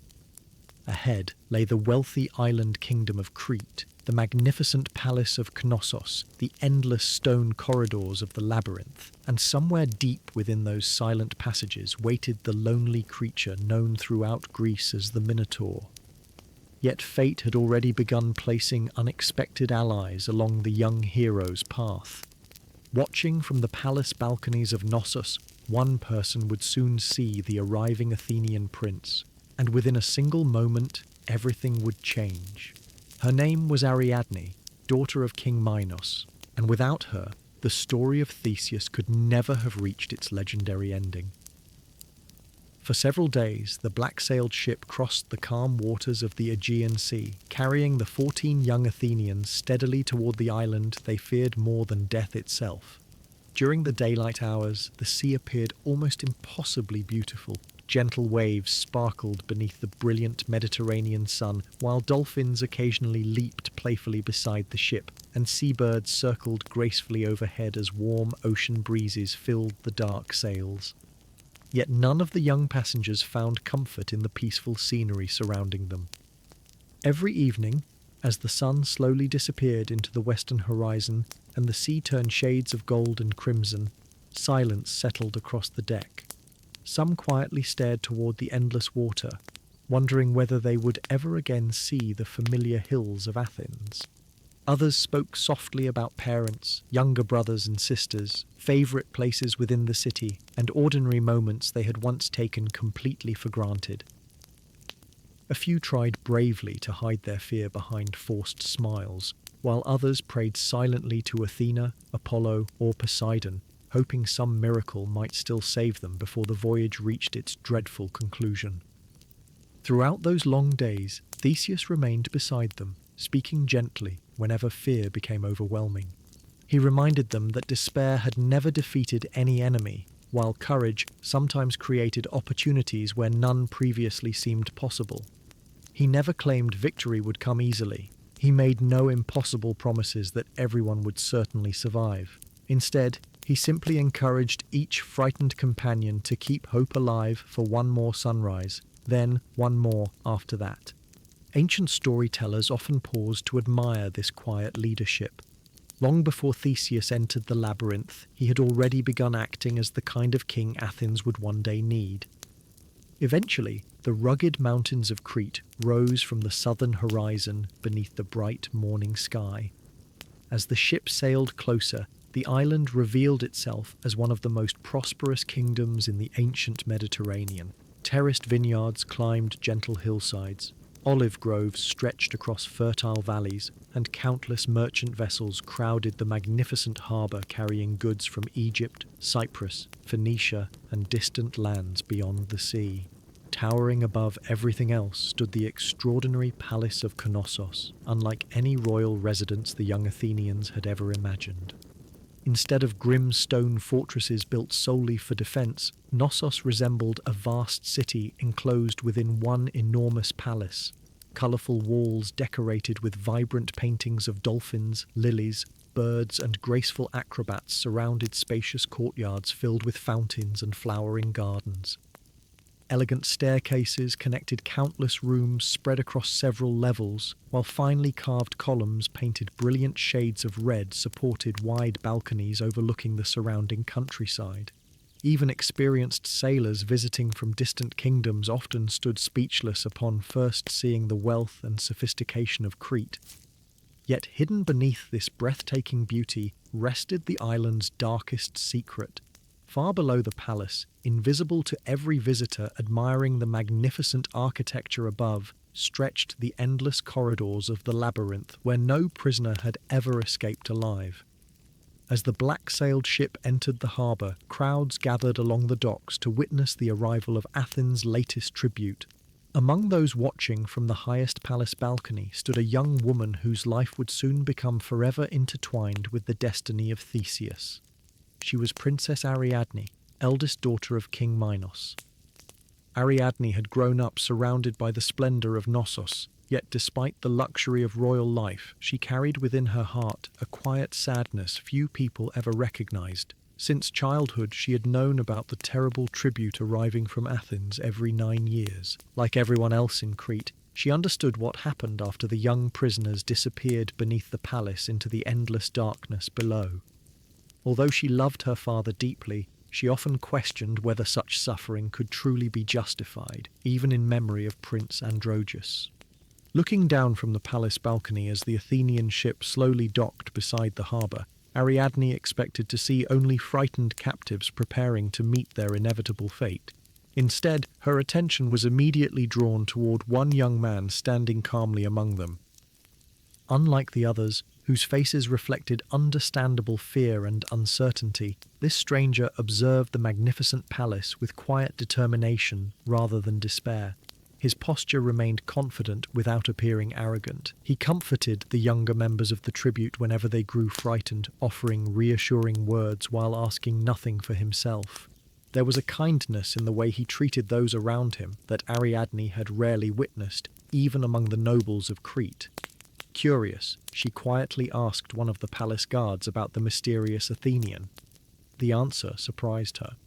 "That," the guard replied, "is said to be Prince Theseus, son of King Aegeus, the man who cleared the sacred road to Athens by defeating every notorious outlaw who ruled it." Ariadne looked once more toward the harbour where the young hero now stood beneath the bright Mediterranean sun. Without fully understanding why, She felt that this meeting marked the beginning of something far greater than another ordinary tribute. Somewhere deep within her heart, hope quietly stirred for the first time in many years. Later that evening, after the 14 Athenians had been placed under guard within the palace, Ariadne quietly sought an opportunity to speak with Theseus alone. Ancient storytellers describe how she entered a peaceful courtyard filled with fragrant orange trees where the prisoners had been allowed to rest beneath careful supervision before the following day's dreadful ceremony. Moonlight bathed the marble pathways in soft silver, while fountains whispered gently in the warm night air. Theseus stood alone beside one of the quiet pools, gazing thoughtfully toward the stars, perhaps wondering whether his father still watched the northern horizon from Athens. Approaching cautiously, Ariadne introduced herself not as the daughter of King Minos, but simply as someone wishing to understand the remarkable stranger whose courage had already become the subject of conversation throughout the palace. Their conversation lasted many hours beneath the quiet Cretan sky. Theseus spoke honestly about Athens, his long journey from Troezen, the 6 dangerous criminals he had defeated, his reunion with King Aegeus, and the reason he had voluntarily joined the tribute rather than allowing innocent young Athenians to face certain death alone. Ariadne listened in complete silence. Never before had she met anyone willing to sacrifice everything for people he scarcely knew. At last she revealed the terrible truth hidden beneath Knossos. "No one who enters the labyrinth has ever found the way out," she whispered softly. "Even if you somehow defeat the Minotaur, the maze itself will claim you. Its passages twist endlessly upon themselves. The deeper you travel, the more impossible escape becomes." Theseus nodded calmly. "Then I must find a way not only to defeat the monster," he replied, "but also to return." For a long moment Ariadne said nothing. Then, slowly reaching beneath her cloak, she produced a simple object that would become one of the most famous symbols in all of Greek mythology. It was nothing more than a tightly wound ball of fine thread. Yet in the hands of wisdom, even the simplest gift can change history forever. Placing the thread gently into Theseus's hands, Ariadne explained her plan with quiet determination. "Tie one end securely beside the entrance before you enter the labyrinth," she said. "As you walk deeper into the maze, allow the thread to unwind behind you. However confusing the passages become, the thread will always mark the path leading safely back toward the light." The idea appeared astonishingly simple, yet no one before had ever considered such an elegant solution. Sometimes the greatest victories begin not through overwhelming strength, but through quiet intelligence. Theseus accepted the precious gift with sincere gratitude before making a promise of his own. If he survived, he would not leave Ariadne behind to face her father's anger alone. Together they would depart Crete and begin new lives far from the tragedy that had haunted both Athens and Knossos for so many years. As dawn slowly approached, the first rays of sunlight touched the palace towers, while distant horns announced the beginning of a new day. Below the magnificent halls of Knossos, enormous bronze doors leading into the labyrinth slowly began opening for the first time in 9 years. Cold air drifted upward from the endless darkness beneath the earth, carrying strange echoes that seemed neither fully human nor entirely animal. Somewhere within those silent passages, the lonely Minotaur wandered through an endless prison of stone, completely unaware that for the first time in its tragic existence, someone was coming not simply to survive, but to end the curse forever. As the enormous bronze gates of the labyrinth slowly opened, a cold breath of air drifted upward from the darkness below, carrying with it a silence unlike anything Theseus had ever experienced. It was not the peaceful silence of forests at dawn, or the gentle stillness of calm seas beneath the stars.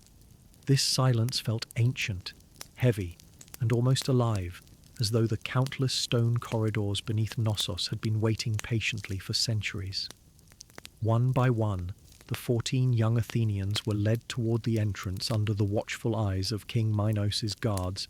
Many struggled to hide their fear, while others quietly prayed to Athena for courage during what they believed would be the final moments of their lives. Before crossing the threshold, Theseus discreetly tied one end of Ariadne's thread to a sturdy bronze ring fixed beside the great entrance. Then, concealing the ball of thread beneath his cloak, he stepped into the endless maze. Behind him, the massive doors closed with a deep echo that rolled endlessly through the underground passages before fading into complete silence. Immediately, the darkness seemed to swallow every familiar sound from the world above. Only the faint glow of torches mounted upon distant walls provided enough light to reveal narrow corridors twisting endlessly in every direction. Some passages climbed upward before turning sharply downward again. Others circled back toward places already visited, creating the unsettling illusion that the maze itself shifted constantly beneath the feet of anyone foolish enough to enter. Yet with every careful step, Ariadne's thread quietly unrolled behind Theseus, leaving a delicate lifeline stretching through the endless confusion. Ancient Greek storytellers often reminded their audiences that strength brought the hero into the labyrinth, but wisdom would be the only thing capable of leading him safely home. The deeper Theseus travelled, the stranger the labyrinth became. Towering stone walls covered with age-old cracks disappeared into darkness above, while countless intersections branched away in every direction. Every sound echoed strangely through the underground passages. A single footstep seemed to multiply into dozens of footsteps coming from unseen corridors, while distant dripping water sometimes resembled quiet breathing somewhere beyond the next turn. Occasionally, the young hero discovered remnants left behind by earlier victims. A broken bronze bracelet lay forgotten beside one wall. A faded piece of blue cloth rested beneath centuries of dust. An abandoned sandal, a child's carved wooden toy, a cracked drinking cup, and the rusted remains of a small dagger silently testified to the countless innocent lives that had vanished within these endless halls. Theseus paused briefly before each discovery, quietly remembering the frightened young Athenians who had entered the labyrinth during earlier tributes, carrying hope just as he now carried hope, only to disappear forever without ever seeing the sunlight again. He silently promised that their suffering would not continue for another generation. Far ahead, somewhere beyond the twisting passages, another sound slowly reached his ears. At first it resembled nothing more than distant thunder rolling beneath the earth. Gradually it became clearer. Slow, powerful footsteps echoed rhythmically through the darkness, accompanied by the deep breathing of an enormous creature. Every few moments a heavy snort reverberated against the stone walls, followed by the scraping of massive hooves upon the ancient floor. The Minotaur was close. Emerging cautiously into an enormous circular chamber at the very heart of the labyrinth, Theseus finally saw the legendary creature standing alone beneath a shaft of pale sunlight filtering through narrow cracks far above. For a long moment, neither hero nor monster moved. The Minotaur appeared every bit as terrifying as the ancient stories described, yet seeing him with his own eyes also revealed something the rumors had never mentioned. The creature was immense, with the powerful body of an extraordinarily strong man and the great head of a magnificent bull crowned by broad curved horns. Thick muscles rippled beneath his dark skin while every breath echoed throughout the vast chamber. Yet his eyes did not reflect mindless evil. Instead, Theseus saw something unexpected: loneliness, confusion. Endless years spent wandering the same prison of stone without freedom, without companionship, and without understanding why such a fate had been forced upon him. Ancient myths often remind us that not every monster chooses to become one. The Minotaur had been born from a curse placed upon others long before he ever opened his eyes. Yet despite this tragedy, the danger remained real. The moment the creature recognized another living human entering its domain, instinct overwhelmed everything else. With a thunderous roar that shook dust from the ancient ceiling, the Minotaur charged across the chamber with astonishing speed. Theseus sprang aside just before the enormous horns crashed into a massive stone pillar, splintering solid rock. The battle that followed became one of the greatest duels in all of Greek mythology. Again and again the Minotaur attacked with overwhelming strength, while Theseus relied upon speed, patience and precise timing rather than reckless force. Each charge narrowly missed its target. Each dodge brought the hero one step closer to understanding the creature's movements. Finally, after a long struggle that left both exhausted, Theseus saw the single opening he had patiently awaited. With one swift movement, he avoided another furious charge before striking decisively. The mighty Minotaur staggered, then slowly collapsed onto the cold stone floor. Silence returned to the labyrinth for the first time in many years. The terrible curse that had haunted both Crete and Athens had finally come to an end. Without wasting another moment, Theseus gathered the surviving young Athenians and quickly began following Ariadne's thread back through the endless maze. What had once seemed an impossible prison now gradually surrendered its secrets as the thin line guided them faithfully through every twisting corridor and hidden intersection. At last, a faint glow appeared ahead. The great bronze doors stood waiting. Fresh air rushed into the underground passages as the prisoners emerged once again beneath the bright Mediterranean sky. Ariadne waited anxiously outside exactly as promised. Relief filled her face the moment she saw Theseus leading every surviving Athenian safely from the darkness. That very night, before King Minos could discover what had happened beneath his palace, Theseus, Ariadne, and the rescued youths hurried secretly toward the harbour where the black-sailed Athenian ship still rested. According to many ancient traditions, they quietly damaged several Cretan ships before setting sail under cover of darkness, ensuring that pursuit would be delayed until morning. As the first light of dawn spread across the sea, Crete slowly disappeared behind them, while hope, long absent from the hearts of the young Athenians, finally returned. Their journey home, however, remained marked by both joy and unexpected sorrow. During the voyage, the ship stopped upon the peaceful island of Naxos. Here, the ancient traditions begin to differ. Some tell that the god Dionysus appeared in a dream commanding Theseus to leave Ariadne upon the island because destiny had chosen her for the immortal god himself. Other versions suggest circumstances separated them in ways no one could fully prevent. Whatever truly happened, according to the many ancient storytellers, Ariadne remained upon Naxos, where later legends celebrated her marriage to Dionysus, while Theseus sadly continued the voyage toward Athens, carrying both victory and quiet regret within his heart. Yet, amid all the excitement, exhaustion, and sorrow following the extraordinary adventure, one simple promise gradually slipped from his memory. The black sails still hung above the ship, untouched by the white sails his father had begged him to raise if he survived. Far away upon the highest cliffs overlooking Athens, King Aegeus faithfully watched the distant horizon every single day. When at last he saw the familiar ship approaching beneath black sails, his heart broke.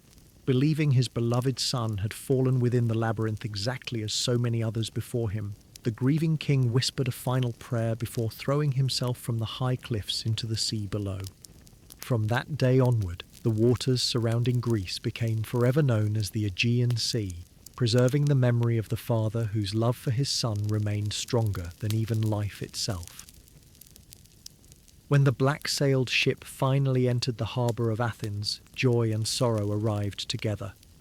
The 14 young Athenians stepped safely onto the familiar shores they had believed they would never see again. Families rushed through the harbour, embracing sons and daughters whose return seemed nothing less than a miracle. Tears of happiness echoed across the city as bells rang from the temples and crowds gathered to celebrate the end of the terrible tribute that had haunted Athens for generations. Yet, above the celebrations, another heartbreaking truth slowly spread from person to person. King Aegeus, believing the black sails meant his beloved son had died inside the labyrinth, had thrown himself from the cliffs overlooking the sea. Theseus stood silently beside the body of the father he had only recently found after nearly 20 years of separation. The promise had been so simple, change the sails from black to white. Yet amid the excitement of escaping Crete, the sorrow of leaving Ariadne, and the exhaustion of the long voyage home, that single promise had slipped quietly from his memory. Ancient Greek storytellers never described this moment as punishment from the gods, but as one of life's deepest tragedies, reminding every generation that even the greatest heroes remain human. A single forgotten promise can sometimes change history forever. Looking out across the endless blue waters where his father had taken his final step, Theseus carried a sorrow that remained with him for the rest of his life. From that day onward, the sea surrounding Greece became known as the Aegean Sea, ensuring that King Aegeus would never be forgotten by those who sailed its waters. The monster had been defeated. Athens had been saved. Yet victory itself carried a price no hero could completely escape. Following the death of King Aegeus, the people of Athens unanimously welcomed Theseus as their new king. Unlike many rulers who inherited kingdoms peacefully, without ever understanding the hardships faced by ordinary people, Theseus had travelled the dangerous roads of Greece, slept beneath open skies, spoken with shepherds, fishermen, merchants, and farmers, and witnessed firsthand the fear caused by injustice and cruelty. Those experiences shaped the kind of ruler he became. Ancient writers often praised Theseus not merely for defeating the Minotaur, but for strengthening Athens itself.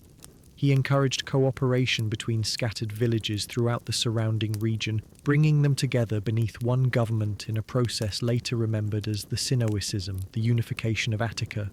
Whether every detail occurred exactly as later traditions described remains uncertain, yet historians believe these legends reflected the growing importance of Athens during the early centuries of Greek civilization. Under Theseus, the city gradually transformed from a collection of independent communities into a stronger, united kingdom capable of defending itself against future threats. He supported religious festivals honoring Athena, improved roads connecting distant settlements, encouraged fair laws, and promoted athletic competitions celebrating discipline, courage, and cooperation rather than violence. To many later Athenians, Theseus became not only the slayer of the Minotaur, but also the symbolic founder of the city they loved. Long after his lifetime, artists painted his adventures upon pottery, sculptors carved his victories into marble temples, and poets compared young heroes to Theseus whenever courage, wisdom, and leadership were praised throughout Greece. Like every great hero of Greek mythology, however, Theseus's later years contained both triumphs and mistakes. He continued sharing adventures with many famous companions, including his loyal friend Pirithous, king of the Lapiths. Together they fought wild centaurs during the legendary wedding feast of Pirithous, a battle celebrated by ancient sculptors upon the magnificent Parthenon itself many centuries later. Yet friendship also led Theseus toward one of the greatest errors of his life. Believing no challenge impossible after defeating the Minotaur, the two heroes eventually conceived an astonishingly reckless plan. Pirithous wished to marry Persephone, queen of the underworld. Together they journeyed into the kingdom of Hades, hoping somehow to carry her away from the realm of the dead. Unlike the labours of Heracles, which had been commanded by divine prophecy, this expedition arose from human pride rather than necessity.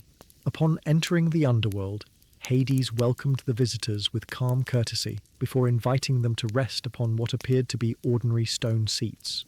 The moment they sat down, however, they discovered themselves magically imprisoned, unable to stand again no matter how desperately they struggled. Ancient Greek storytellers preserved this episode as a gentle warning that even the wisest heroes sometimes allow confidence to become overconfidence. Years later, during his own final labour, Heracles descended into the underworld and succeeded in rescuing Theseus, though Pirithous remained behind because the gods judged his offence too great to forgive. Returning once again to the world above, Theseus understood more clearly than ever that courage without humility could easily become dangerous. Even the greatest heroes never stopped learning.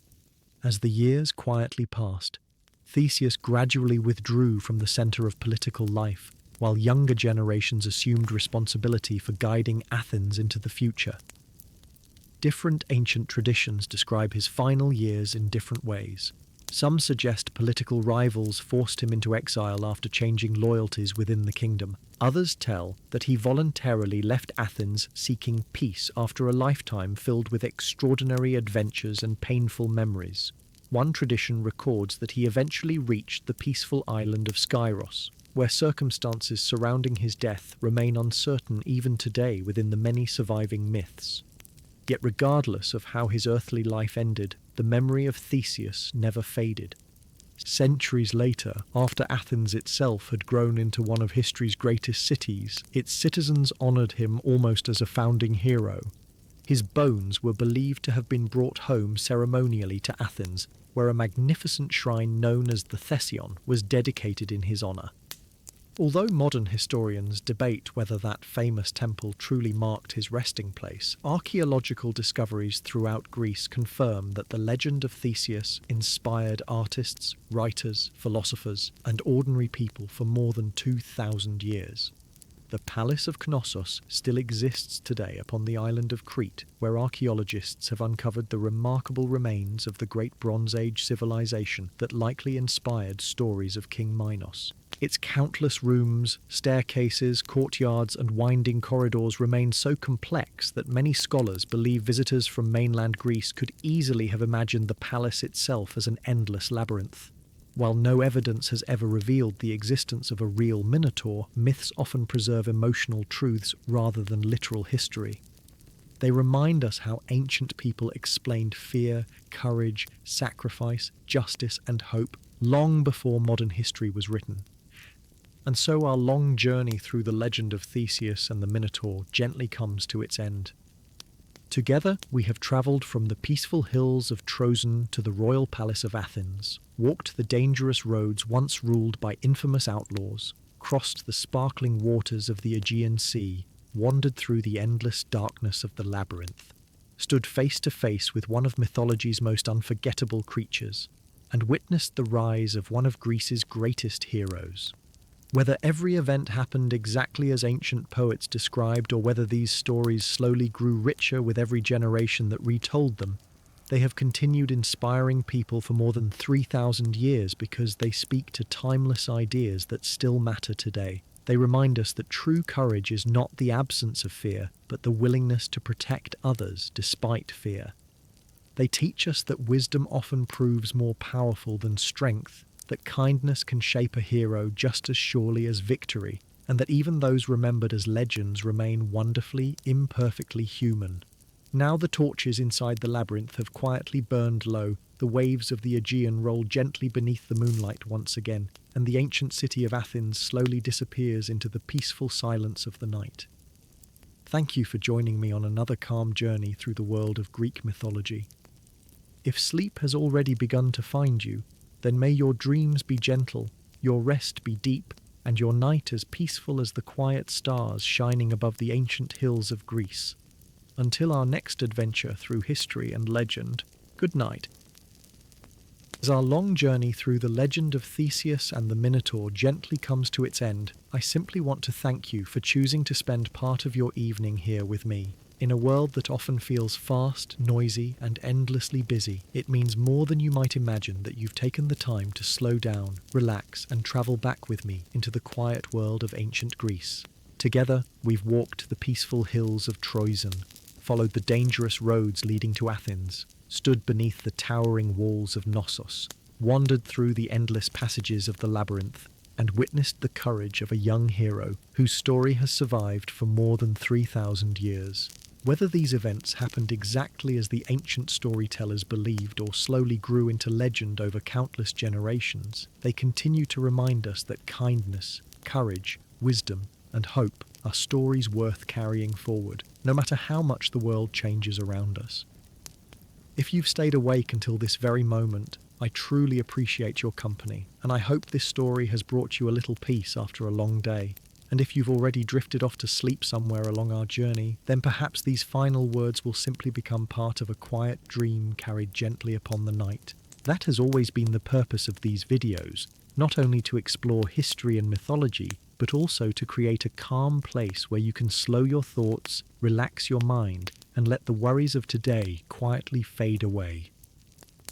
If you enjoy these peaceful journeys through history and mythology, I'd love to invite you to join me again. There are still countless ancient legends waiting for us to discover together. We will sail beside legendary heroes, stand beneath forgotten temples, explore lost kingdoms, uncover mysterious civilizations, and wander through stories that have been whispered from one generation to the next for thousands of years. Every new adventure will be told with the same slow, gentle pace, designed to help you relax, unwind, and perhaps even fall peacefully asleep before the story reaches its end. If you haven't already, and you'd like to support the channel, consider leaving a like, subscribing, and sharing this journey with someone who also enjoys relaxing history or mythology before bed. Every small bit of support helps this little corner of peaceful storytelling continue to grow, and it allows me to keep creating longer and more immersive adventures for nights to come. Thank you to every single person who listens, whether you're here for the fascinating history, the timeless myths, or simply because these stories help you find a little rest after a busy day. Until our next journey, I hope your night is peaceful, your dreams are gentle, and your tomorrow begins with renewed energy and quiet happiness. Wherever you are in the world, thank you for allowing me to be part of your evening. It has truly been a pleasure traveling through these ancient legends together. Now, the torches inside the labyrinth have finally gone dark. The moon hangs quietly above the ancient temples of Greece. The waves of the Aegean Sea continue their endless rhythm beneath the stars, and the story of Theseus slowly becomes another whisper carried through history. So close your eyes, relax, breathe slowly, and let the ancient world gently fade into the distance. Thank you for listening. Sleep well, sweet dreams, and as always, good night.